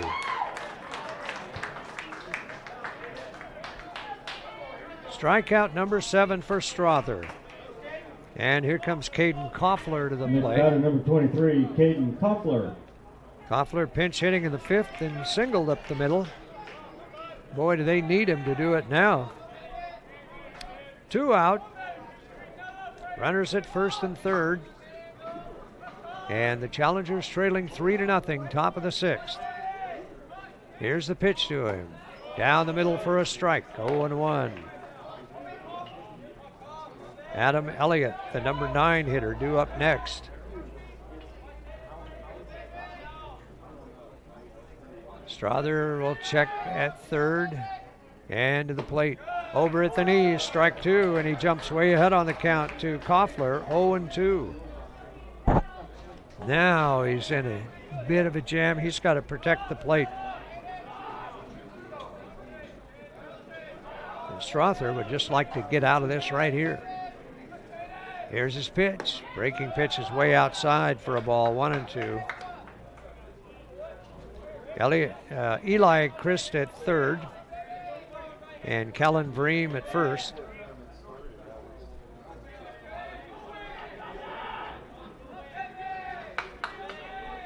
They get their leads.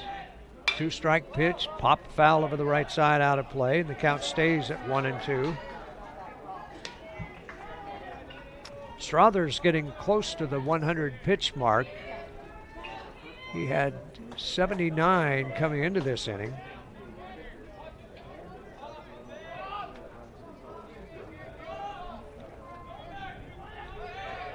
Comes set. Here's the pitch. Called, strike 3, struck him out looking, and that'll retire the side. And in the inning, the challengers again get runners on and get another one as far as third base, but can't get them across. It's no runs on 1 hit, no errors, and 2 left on. And we'll go to the bottom of the 6th inning with the score still. The Dodgers 3 and the Challengers nothing. This is the Oregon Legion Baseball State Tournament on 541radio.com, presented by the Cal.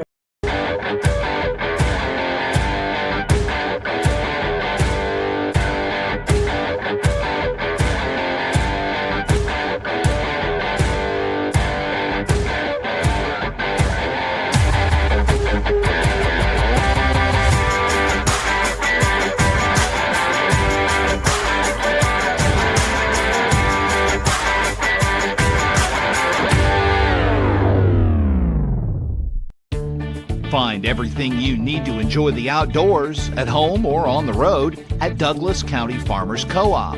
Our garden center has what you need to create an oasis at home, from patio furniture to plants and everything in between. And whether you're barbecuing at home or tailgating at the game, we stock the best products from Yeti, Traeger, and Weber. Stop by or shop online at DouglasCountyFarmersCoop.com.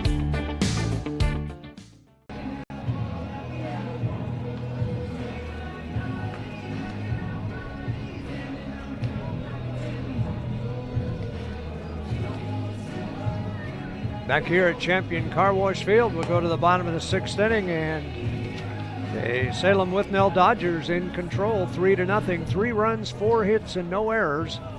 And the Challengers from Eugene, no runs, 8 hits, and 3 errors. They've had some hits, but they just can't come up with runners in scoring position and come up with a key base hit to get them across.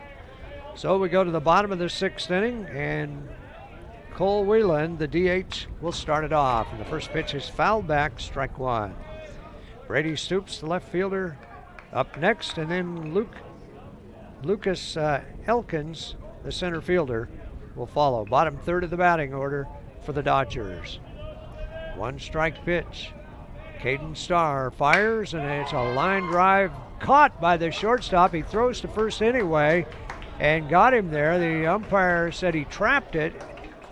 And so Cooper Mullins held up the ball and saw the umpire signal and said, oops, better throw that to first, and he did in time, and Whelan is out on the 6-3 putout. So it got interesting there for a minute. Here's Brady Stoops. The first pitch to Brady is over at the knees, strike 1. He's 1 for 1 with a run batted in. Walked and scored, singled, and drove in 1. Breaking pitch over at the belt, strike 2.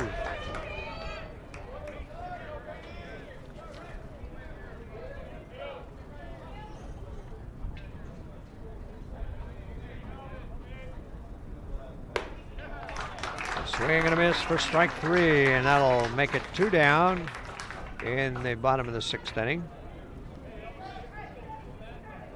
2 outs, nobody on base, and Lucas Elkins, the center fielder, is the batter. Now batting number 5. He was Lucas safe on an Elkins. error in the 3rd inning, struck out on a called 3rd strike in the 4th. So 0 for 2, and the first pitch to him fouled back for strike 1.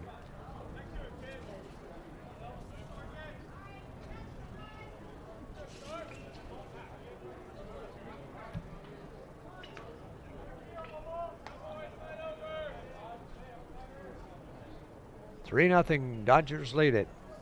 Here's the 1-strike pitch. That's high for a ball. 1-1. Lucas Elkins, the center fielder. Pitch to him just outside for a ball. 2-1.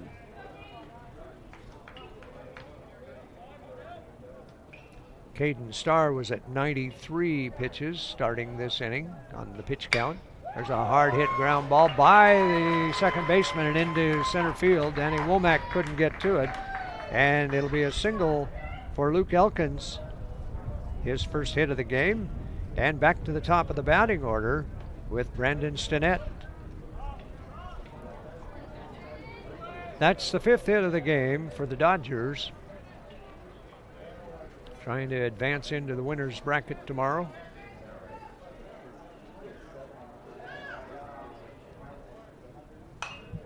If they win, it would be against the Crushers from Staten, post 58.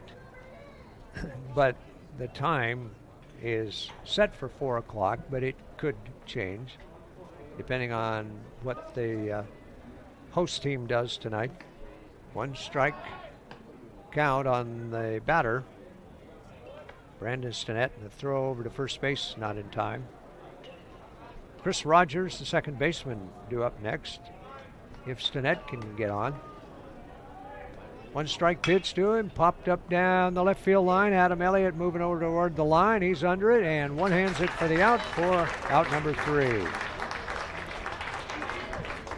So, bottom of the 6th inning for the Dodgers from Salem. It's no runs, 1 hit, no errors, and 1 runner left on base. And we'll go to the top of the 7th, and last chance for the Challengers. It's the Dodgers 3 and the Challengers nothing. This is the Oregon Legion Baseball State Tournament on 541radio.com, presented by the Cow Creek Tribe.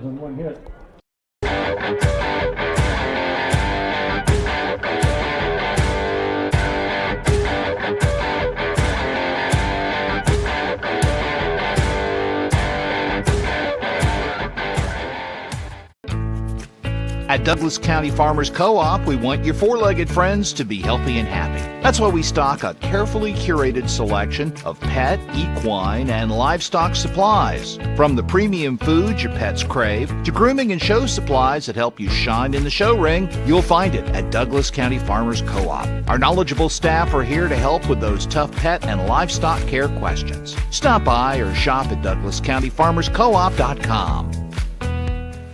Brook Communications radio stations have joined forces with the News Review and Lotus Web Services, announcing the Lotus Media Group, a multimedia enterprise. Web, broadcast, print. Make it happen with LotusMediaGroupLLC.com.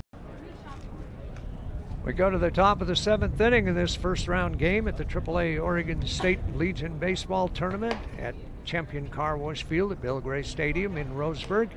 And the Salem Dodgers with a chance to move on to the winner's bracket if they can keep Eugene from scoring more than 2 runs in this one. 3-0 lead going into the top of the 7th inning, and a new pitcher, Tyler Dunleavy, comes on to try to finish it off here.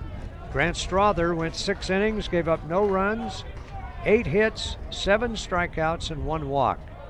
New batter for the Challengers, number 10, Nolan Chris. And we have a pinch hitter here for the Challengers. The first pitch to him is a strike.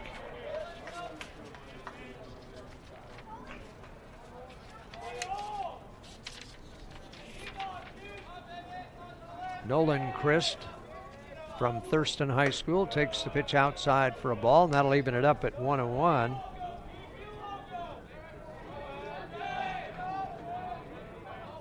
So coach trying to get somebody in there that can get some offense going for him. He takes the pitch on the inside corner for a strike, and it's 1-2.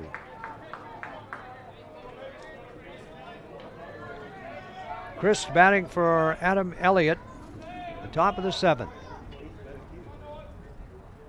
Dunleavy throws high and away for a ball, evens it up at 2-2. Jack Riley, the right fielder, due up next.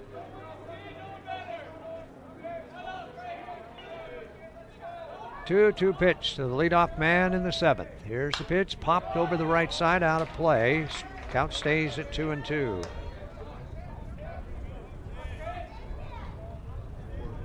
So Grant Strother threw 101 pitches while he was in there. High and inside for a ball.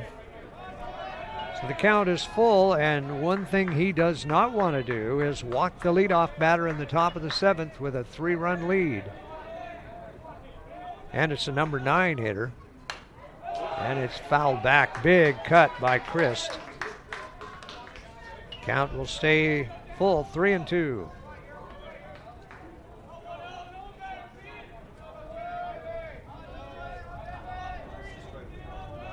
He graduated from Thurston High School this year. There's ball 4, and boy, that is exactly what the coach did not want him to do, was walk the leadoff man. So Dunleavy will work out of the stretch. 14, Jack Riley. And top of the batting order for the challengers, Jack Riley, who got a base hit in the 5th inning and then was forced out at second base. Dunleavy out of the stretch, looks at first and throws, and it's fouled off for a strike. 0-1 to Riley. Infield back looking for a double play ball. They got a little wiggle room there with a 3-run lead.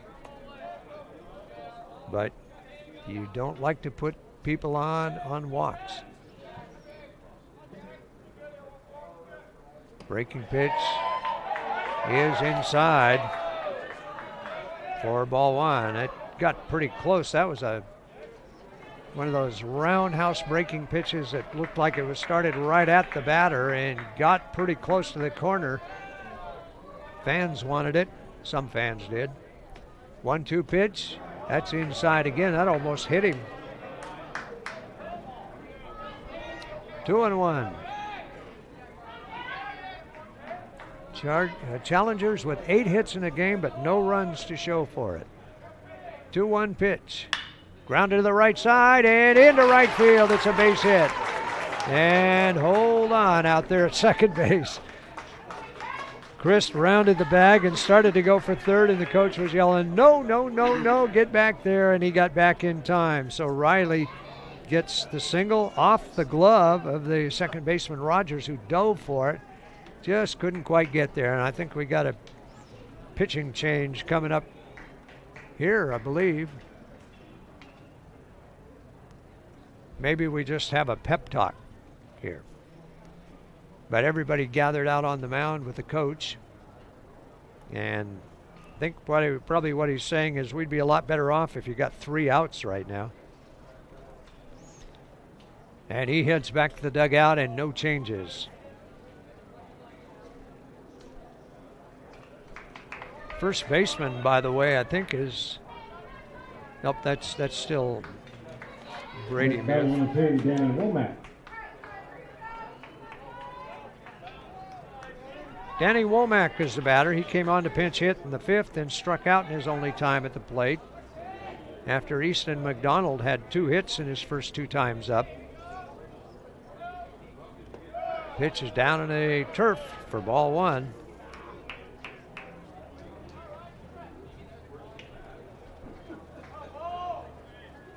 Runners first and second. Nobody out for the challengers, trying to put something together and stay in this one. Here's the pitch. Grounded toward third. A big high chopper, foul. Taken in foul territory by Avery Wilson.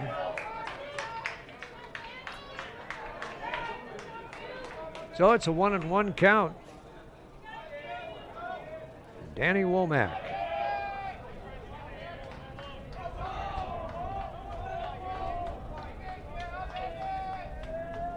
There's the stretch. Dunleavy throws. Breaking pitch. Boy, a wicked breaking pitch. Catches the outside corner for strike 2.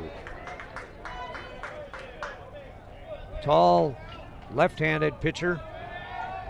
He's really got some spin on that ball. Here's the 1-2 pitch. Down low for a ball. 2-2.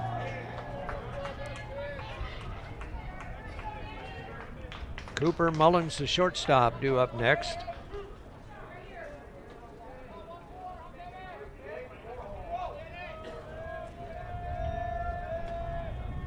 Two-two pitch. Runners off.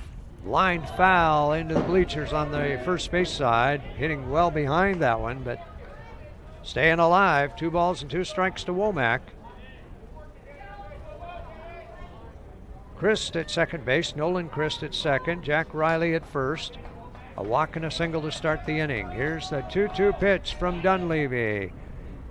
Hit to right side. It is backhanded by the first baseman, Muth. He steps on the bag and gets the out, but the runners move up to second and third. Good play by Muth at first base just to make that play and then run to the bag to get the out. So it's 3 unassisted for the first out. Number 1, and the Dodgers are 2 outs away from moving on in the winner's bracket. Cooper Mullins will try to keep it going for the challengers. Infield back, just looking for an out anywhere. Here's the first pitch, high and tight for a ball, 1-0. Mullins had an infield single in the first inning. He hit a shot off the pitcher and then beat it out at first, flied to center and hit into a fielder's choice. So he is 1 for 3. 1-0 pitch. Hit to left field. That'll be in for a base hit. 1 run across. And that's all they get, and it's 3-1. And finally, the challengers come up with a hit with runners in scoring position. An RBI single by Cooper Mullins. Riley is at third, and Mullins at first. And we've got a pitching change coming up here. Coming out to pitch, it looks like number 5, is it?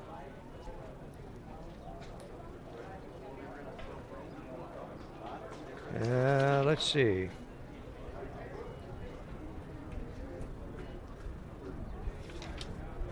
That can't be 5. Let's put the binocs on that guy and see if we can see a number here. 9, there we go. It is Brody McMullen who comes on from West Salem High School. Leads with 20 total pitches. Brody, a right-handed pitcher, graduated from West Salem this year, and he'll come on to try to get the final 2 outs for Salem. Coming into this game, the overhead door challengers were 39-15, and Salem Withnell Dodgers 22-21. But again, it's what you do at the end of the season that makes the big difference. And Salem trying to get off on the right foot here in the first round of the state tournament. Earlier today, the Portland Barbers defeated the Crushers 10-7, and Medford Mustangs defeated Beaverton Sockeyes 4-3. And the final game tonight, Doc Stewart's of Roseburg will play in the 7 o'clock game.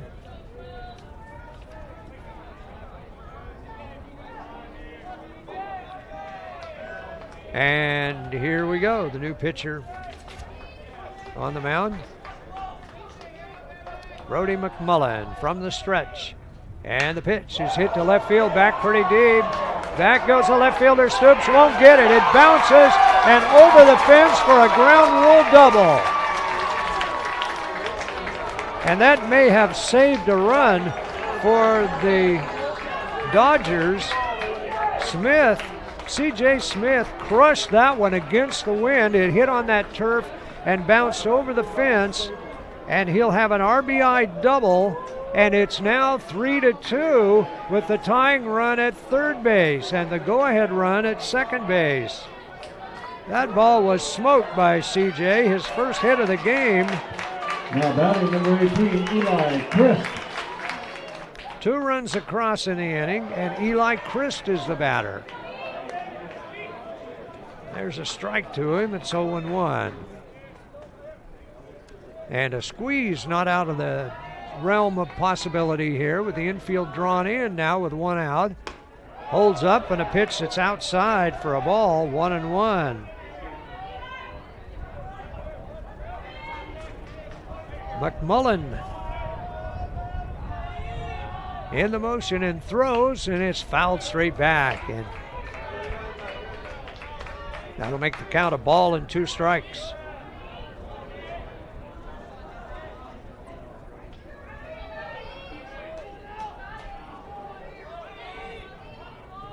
McMullen fires. That's fouled over the right side and out of play.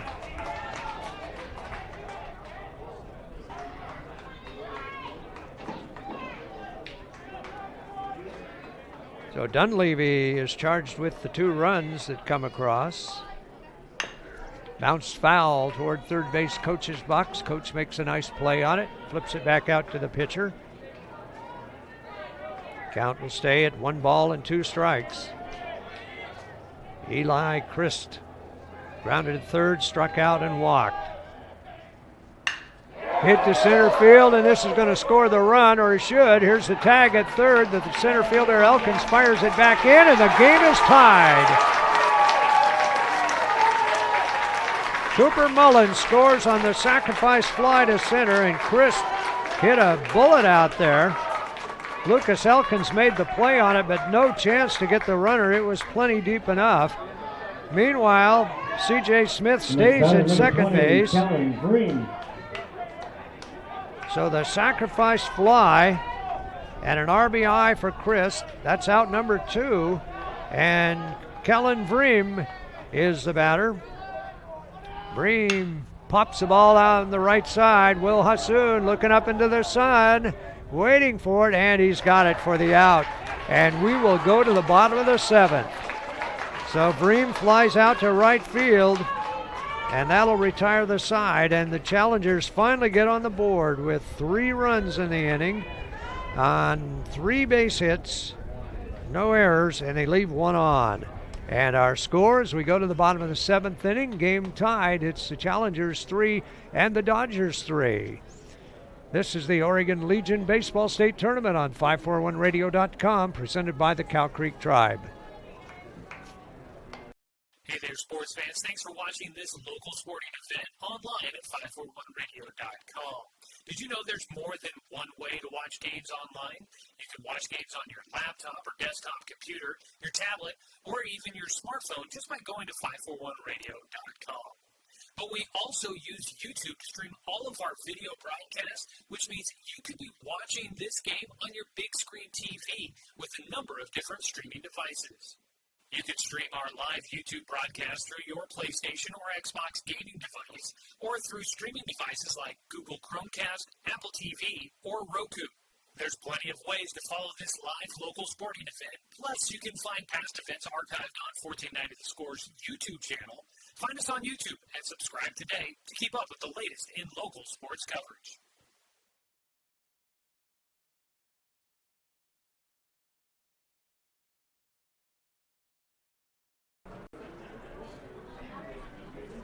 We go to the bottom of the 7th inning. 1 run will win it for the Dodgers. They give up 3 in the top of the 7th to tie the game, to force it to the bottom of the 7th. And now they will have 2, 3, and 4 in the batting order coming up here, but a new pitcher comes out to face them. Cruz Martinez, a right-hander, a submariner type, sidearm submarine type pitcher from Willamette High School. Caden Starr goes 6 innings. He gives up 3 runs on 5 hits, struck out 5 and walked 3. And the first pitch is a ball to Chris Rogers. 1-0 count to him. Rogers hitless in 3 official at-bats. On base twice. Swings and misses for a strike. Even at 1-1. For the Challengers, 3 runs on 11 hits and 3 errors. 3, 5, and 0 for the Dodgers. 3 runs, 5 hits, and no errors. Sidearm curve, swing and a miss, strike 2. That's a new look. Cruz Martinez just gives him a little bit different look to think about. And a pitch, submarine pitch is fouled off. Count stays at a ball and 2 strikes.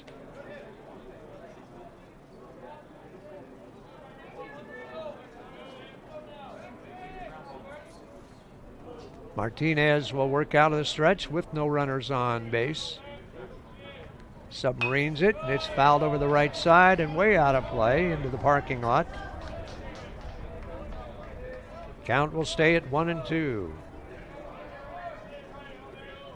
Well, it took the challengers a while, but they finally got somebody across the plate and then got 3 in there. There's a line foul down the right field line out into the bullpen area. And it stays at a ball and 2 strikes.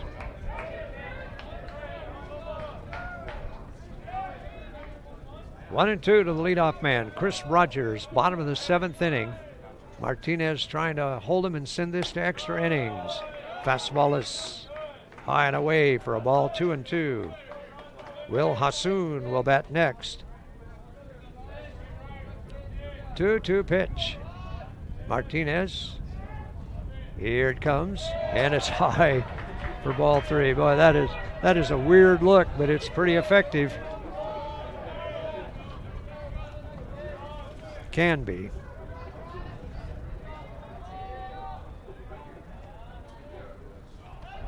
Full count is outside and low for a ball and gets away from the catcher. And down to first base, the winning run on at first on a walk. And you talk about a bad time to walk somebody, leading off the bottom of the 7th with the game tied. Brings up Will Hassoun, the right fielder.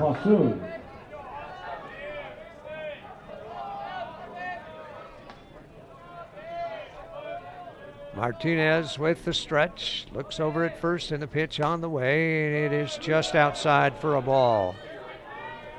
It's such a weird pitch coming in there. Sometimes I think it's hard for the umpire to gauge where the ball is. It's got a weird movement on it. That curve a lot of times will break up and away. Could play tricks on you, I guess. 1 ball count. Hassoun stands in. Here's the pitch. That's over for a strike. 1-1. Infield wants a double play ball. At third base, Christ is in close, guarding against a bunt, but he hasn't seen any sign of it yet, and he may now with a strike and a ball on Hassoun. Looks like he wants to square, but he doesn't. There goes the runner, and the throw down to second base, not in time, and the winning run's at second. So it doesn't take a sacrifice to get him down there. And they've got the heart of the batting order up there. This is number 3 in the order, and the cleanup hitter, Rylan Webster, up next. Rogers at second and nobody out, and a 2-1 count on Hassoun. A base hit could end it. Hassoun calls timeout and steps away. Crowd's getting larger and larger as we get close to the final game tonight when the host team will be playing. 2-1 pitch. Side armor comes in low with that one. 3-1. And it wouldn't be a bad deal to have the runner at first base, and they do that. They give him an intentional pass. That'll be the first walk for Martinez. The bad news is that brings up the cleanup hitter, Rylan Webster. The catcher. Bad news for Eugene, good news for Salem. Webster grounded to second, singled to left and scored, and grounded to short. Winning run at second base, that's the one that matters. Game tied 3-3, bottom of the 7th. Webster stands in. Martinez ready, looks down at second base. Another look at second, sidearms it up there, bunted back toward the mound. It'll be picked up by the pitcher, throws to first and almost threw it away, but second baseman Womack makes the play on it, but it moves runners up to second and third, and a sacrifice bunt by the cleanup hitter. Score at 1-4 for out number one, and Avery Wilson, the third baseman, is a batter, and I would bet you they put him on at first base. Well, maybe that's just what I would do, but it looks like they're going to pitch to him. That would set up a force. They sure don't want to give him a chance to squeeze it in, and they throw it over the plate, but low for ball one. Boy. I think an intentional walk might be a good idea here. Right now you got second and third and one out. Fly ball to the outfield. Medium depth will end the game. Here comes a pitch. Over but low, ball two. And if he misses with this one, I think they just put him on. Second and third and one out. Infield drawn in all the way around. Here comes a pitch. High for ball three. And now, well, they haven't done it yet. Gonna have to throw another pitch. This is one of those unintentional, intentional passes, I think. I don't think he's gonna be close to the strike zone, but they've surprised me before. Here comes the pitch. It's over for strike one.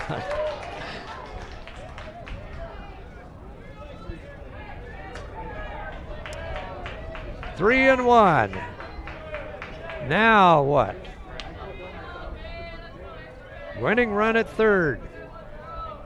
Martinez from the stretch. Here it comes. Hit down the right field line and foul and into the bullpen area. Somebody in the bullpen made a nice little nonchalant catch of it, and it's a full count to Wilson, 3-2. Chris Rogers at third, that's the only one that matters. Hassoun at second base. And Martinez from the stretch. Here comes a pitch, and it hits him, and he'll go to first base after all that. So the bases are loaded, and it took him a long time to get what would have been taken care of if it had just intentionally walked him. And now here comes the coach out to the mound to talk to his pitcher. Well, tough situation now for Cruz Martinez, who came on in the top of this in this inning. Caden Starr went 6 innings and gave up 3 runs, 5 hits, 5 strikeouts, 3 walks. But Martinez started this inning out with a walk and then an intentional walk after a stolen base.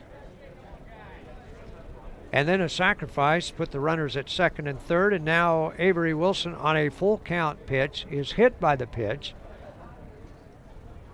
And Brady Muth, the first baseman, will be the batter when the conference breaks up. Salem Dodgers post 136, coached by Brian Stinnett, assistant coaches Aaron Cummings and Brad Brenneman. They're champions from Area 3. Post 83 in Eugene has 4 state titles in 85, 89, 2012, and 21. They won it last year here in Roseburg. The Dodgers have 5 titles. As Martinez gets ready, and the first pitch with the bases loaded, way outside for ball 1. Oh boy. A walk ends the game. A fly ball to the outfield. The outfield is in way close all the way around. And Muth just trying to get one to the outfield. Here's the stretch by Martinez and the pitch. Swing and a miss for a strike. 1-1. Boy, it can get by those infielders in a hurry when they're in that close. And now up the middle, Mullins and Womack drop back into double play depth. Corners are in close. Here comes a pitch. Lined foul down the right field side. 1-2. Boy, if Martinez could get a strikeout here, that would be huge, or an infield fly. 1-2 count. Muth trying to end it. Martinez fires. Hit off the fist towards second base. I'll go to second for one. Back to first. Got the double play, and we're going extra innings. Holy cow. 4-6-3. And the Challengers are still alive. In the bottom of the 7th inning, the Dodgers have a big chance to end it and can't finish the deal. And it is no runs on no hits. There were no errors and 2 runners left on base. And so we'll go extra innings to the top of the 8th with the score tied. Challengers 3 and the Dodgers 3. This is the Oregon Legion Baseball State Tournament on 541radio.com, presented by the Cow Creek Tribe. For Salem Withnell in the 7th inning, there were no runs scored, no hits, no errors.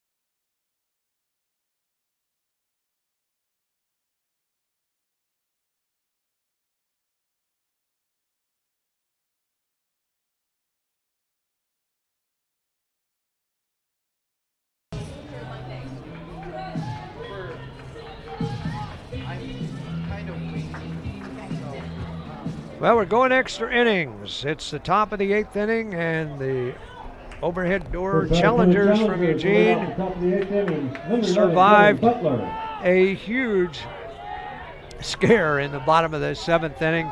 Come up with a big double play to send it to extra innings. And the first pitch to Dylan Butler is inside for a ball, 1-0. Bottom third of the batting order for the Challengers. That one skips out in front of the plate for ball 2. And same situation for Brody McMullen. The coach says, do not walk the leadoff man. And that ball is bounced towards short. That's scooped up by Stinnett. Throws it across for the out. And there's one away. So they get the leadoff man there.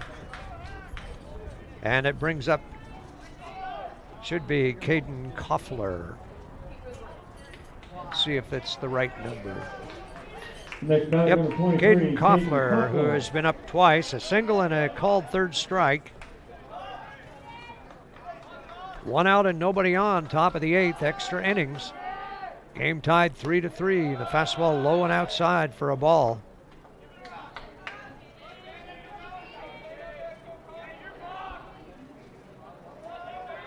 There's the line and the pitch on the way, and the ball's grounded at third base. That's gobbled up by Wilson, throws it across, and there are 2 away.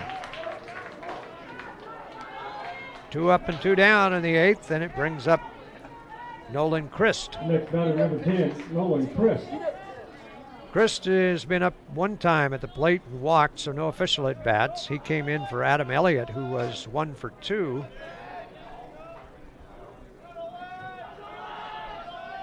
Pitch to him high for a ball, 1-0.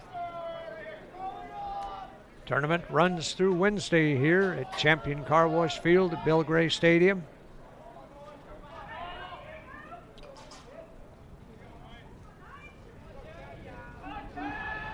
1-0 the count to Christ with 2 outs, nobody on base for the Challengers. Swing and a miss for a strike. Big cut at it, no contact.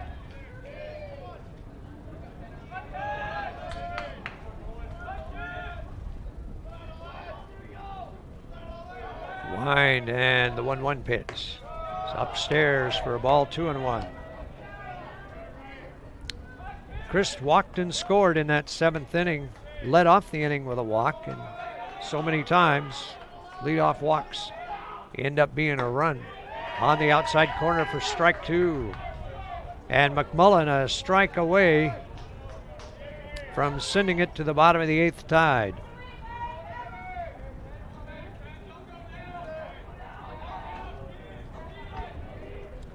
Here's his pitch. Swing and a miss for strike 3. And we'll go to the bottom of the 8th with the score still tied up. And the Dodgers with a chance to win it again. So in the 8th inning for the Challengers, no runs, no hits, no errors, and nobody left. We go to the bottom of the 8th, the score, Dodgers 3 and the Challengers 3. This is the Oregon Legion Baseball State Tournament on 541radio.com, presented by the Cow Creek Tribe. For over 100 years, Douglas County Farmers Co-op has been serving the needs of farmers, ranchers, and homeowners throughout Southern Oregon. Here, everyone is welcome. When you shop with us, you can expect good people, good products, and good advice. No membership needed. Just bring yourself, and we'll provide the expertise and products you need to tackle your next project. Douglas County Farmers Co-op, where everyone is welcome to shop. Successful companies have a very important secret. Good advertising works and makes them money. That's why your business should contact Lotus Media Group. Let us help you cash in with multimedia advertising. Multiple touches from Douglas County's only Google certified partner and most effective advertising platform. Web, broadcast, print. Make it happen. LotusMediaGroupLLC.com. Bottom of the 8th inning, Salem Withnell Dodgers need 1 run to end this and move on in the championship round of the tournament. And the game tied 3-3 as we go to the bottom of the 8th, extra innings. The bottom of the 8th, number 18, Cole Whelan. Cruz Martinez got himself in big trouble in the 7th inning, but he got himself out of big trouble too with a ground ball double play to end it. First pitch is low and away for ball 1 to Cole Whelan. It's 1-0. 2 strikeouts and a ground out to shortstop. 0 for 3 this evening. Ball's hit off the fist and into right field for a base hit. The right fielder Riley runs it down and fires it back in quickly and holds him to a single. So the leadoff man on again, and that represents the winning run. Whelan on at first base, and Brady Stoops, the left fielder, will step up. Stoops' job, I would think, is to get that guy down to second base.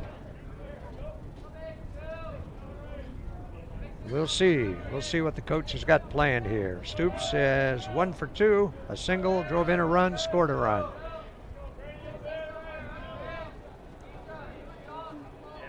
Martinez with the pitch to him. Outside for a ball.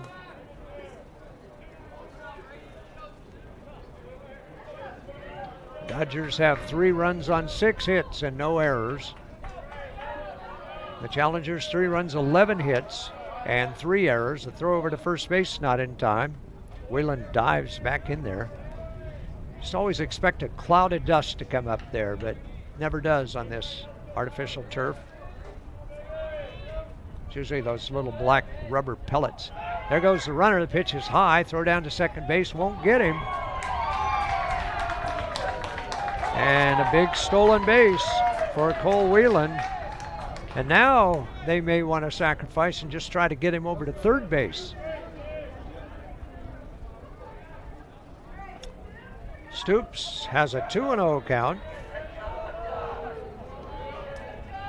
And probably taking a strike before he does anything. He squares right now. And he takes it outside corner, strike 1 call. He thought that was outside, no doubt in his mind, but apparently caught the corner, and it's 2-1. Stoops walked and scored in the 3rd, singled in a run in the 4th, and struck out in the 6th. trying to get that runner over to third. Squares right now. First baseman way in. Here it comes, and he takes it low for ball 3. 3-1, and Stoops is not going to bunt at a bad pitch. Wayland representing the winning run at second base. They had a chance to end it in the 7th, but couldn't get that winning run across. Here's the 3-1 pitch. Martinez looks down at second, throws, bunted out in front of the plate. They're going to have to go to first base. Throw there, threw it. Oh, almost threw it away, and the runner is safe at first base. The second baseman, Womack, had to dive for it to stop that one, and he saved the game for the moment. It'll be a sacrifice and an error on the throw. And so runners at the corners. First and third with nobody out. And Lucas Elkins. We have a pinch hitter for Elkins, and that'll be Hayden Laudette from Sprague High School. Left-handed hitter.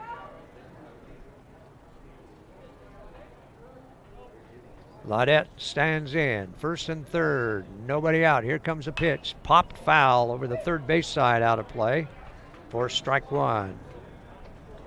Elkins in his 3 at-bats was safe on an error, called out on strikes, and singled up the middle. He was 1 for 3, but on twice. Laudette batting left-handed against the right-hander Martinez. There goes the runner from first. The pitch comes to the plate, and it's fouled off, and he's going to have to come back. He was almost down there soon enough that he was there before the pitch was thrown, and I wonder if he would have had to come back if he had been there in time. I don't know what the rule would be on that. But it's an 0-2 count on Laudette. 2-strike pitch. There goes the runner again. Ooh, man, I don't know what was wrong with that, but Laudette took it for ball 1. Maybe a little bit high, but boy, there are a lot of people in the stands thought that was right down the middle. Martinez looking for a big out here. Low for a ball, 2-2. Boy, that would have been a real big out if he'd have gotten that one. Second and third. Nobody out. Here comes the pitch. Low. Well, I take that back. Called strike 3.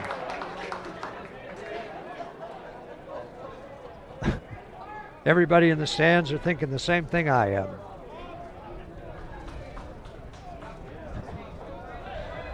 One out, and Martinez gets his second strikeout. That'll bring up the top of the batting order, Brandon Stinnett, and he will be intentionally walked and go to first base. And with 1 out, going to take their chances on a double play again. So bases are loaded, and Chris Rogers is the batter. Close at the corners and back up the middle. If it's hit to first or third, they'll go to home, try to get the double play that way. Martinez fires, and it's hit out of play down the right field side, off the roof of the hitting facility. 1 strike to Rogers. He was safe on an error in the first, walked in the third, out on interference in the 5th, and then walked in the 7th. So he's been on 3 out of 4 times. 1 strike pitch to him. Martinez checks the runner and throws, and it's a strike call on the outside corner.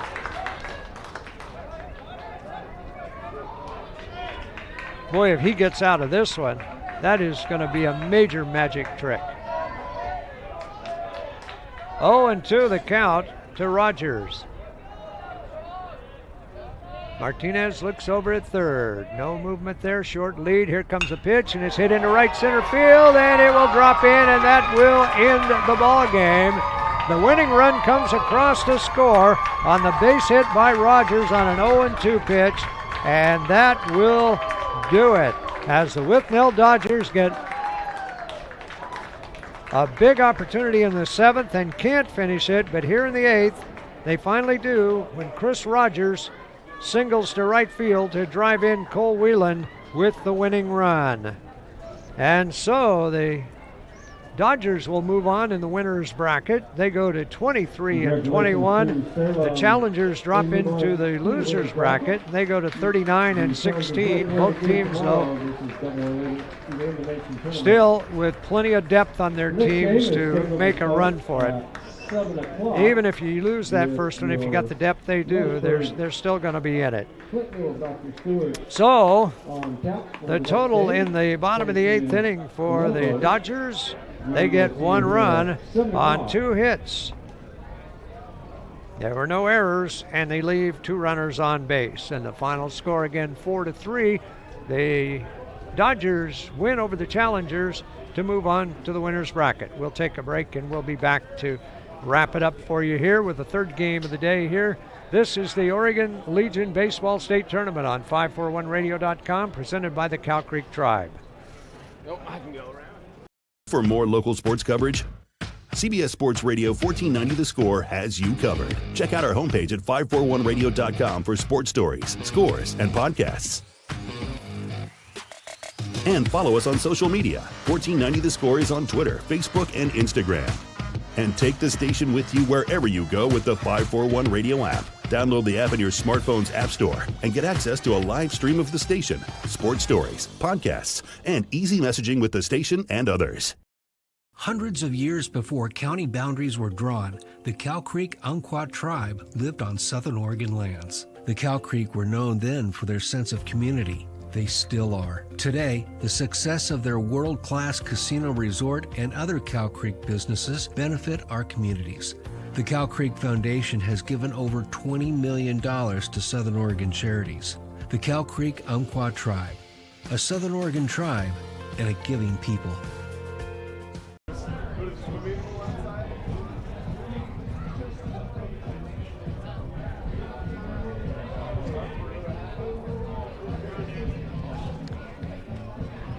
All right, back here to wrap it up at Champion Car Wash Field at Bill Gray Stadium in Roseburg.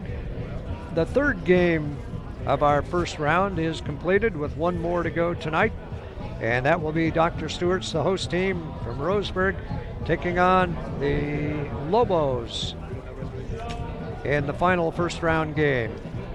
So in this one, it's the Salem Withnell Dodgers winning over the Eugene Emerald Overhead Door Challengers 4-3 in a thriller that goes down to the bottom of the 8th inning, extra innings, before the Dodgers are able to finish it off. Cole Whelan singled to start the 8th inning, and then a sacrifice. I think I said no errors in the 8th inning, but there was one on Brady Stoops' sacrifice bunt that was thrown wide of first base by the pitcher Martinez. So, had 1 error there. So, the totals in the ball game for the Dodgers, they get 4 runs on 7 hits. They commit no errors, and they leave 11 runners on base. And for the challengers, 3 runs, 11 hits, 4 errors, and they leave 9 runners on base. The runs score for the Dodgers in the 3rd inning, 1 run there. A walk started it, an error prolonged it, and then a ground out that was bobbled that could have been an inning-ending double play ends up being a run, and so they get a run there. They get another run in the 4th inning, a leadoff single, and then an RBI single by Brady Stoops to bring the run in to make it 2-0, and then it was 3-0 in the 5th inning. The leadoff man is safe on an error, and followed by a single and a walk, and that the single brought in a run after a wild pitch. So They earned every run they got. They were really scrappy. And then in the 8th inning, the Dodgers get one when Whelan singles, goes to second on the error, goes to second on a stolen base, and then to third on the error. And then after an intentional walk, loads the bases. Then a base hit by Chris Rogers ends the ball game. Caden Starr with 6 innings for the Challengers, gave up 3 runs, 5 hits, and struck out 5 and walked 3. Martinez came on in relief and pitched the final 1 1/3 inning, and he will get the loss, gives up the winning run. Grant Strother went 6 strong innings for the Dodgers. He gave up no runs, 8 hits, 7 strikeouts, and 1 walk. Dunleavy came on and gave up 3 hits, 3 runs earned were charged to him, and 2 hits, and he had 1 walk. And then McMullen comes on and finishes up in the 7th inning, and he is the pitcher of record when they score the winning run. So McMullen gets the win with 2 innings of relief. He had 1 earned run scored against him and 1 strikeout. So it's on to the winner's bracket for the Dodgers. And if we can find the bracket here, the way it reads right now is Salem would play the Post 58 Crushers at 4 p.m. tomorrow, but that could change depending on the situation with Doc Stewart's, the host team, in the final game tonight. So you just have to stay posted, I guess, and find out when that game will be tomorrow. But the way the day has gone today so far, the Portland Barbers winning over the Crushers 10-7 in the first game. The Medford Mustangs beat the Beaverton Sockeyes 4-3 with a run in the bottom of the 7th. And then Salem with the 8-inning victory over the Emerald Overhead Challengers 4-3 to advance to the winner's bracket as well. So for Eugene, let's see, figure it out here. The loser of game 3 will play the Portland Barbers tomorrow morning at 10 a.m., it appears. I don't think that could change, but that's the way it looks right now. 10 o'clock in the morning against the Portland Barbers. Loser is out. The winner goes on in the double elimination tournament. So I think that will wrap it up for this one. One more game to go tonight, and that'll be the host team, Dr. Stewart's, against the Lobos. And we will wrap it up for you here. The totals in the game, once again, in this one, Salem 4 runs, 1 hit, and not 4 runs and 7 hits, and no errors, 11 runners left on. And for Eugene, 3 runs, 11 hits, 4 errors, and 9 runners left on base. So that's going to do it. The final score, 4-3. The Dodgers win over the Challengers. Thank you for tuning in for this presentation of American Legion Baseball on 541radio.com. Coverage of the Oregon State Tournament is presented by the Cow Creek Tribe with sponsorship from Douglas County Farmers Co-op and Champion Car Wash. Our coverage continues with the next game coming up here in just about 15 minutes with Joey Keyran on 541radio.com. And you can check 541radio.com for updates on the tournament. Have a good night, everybody.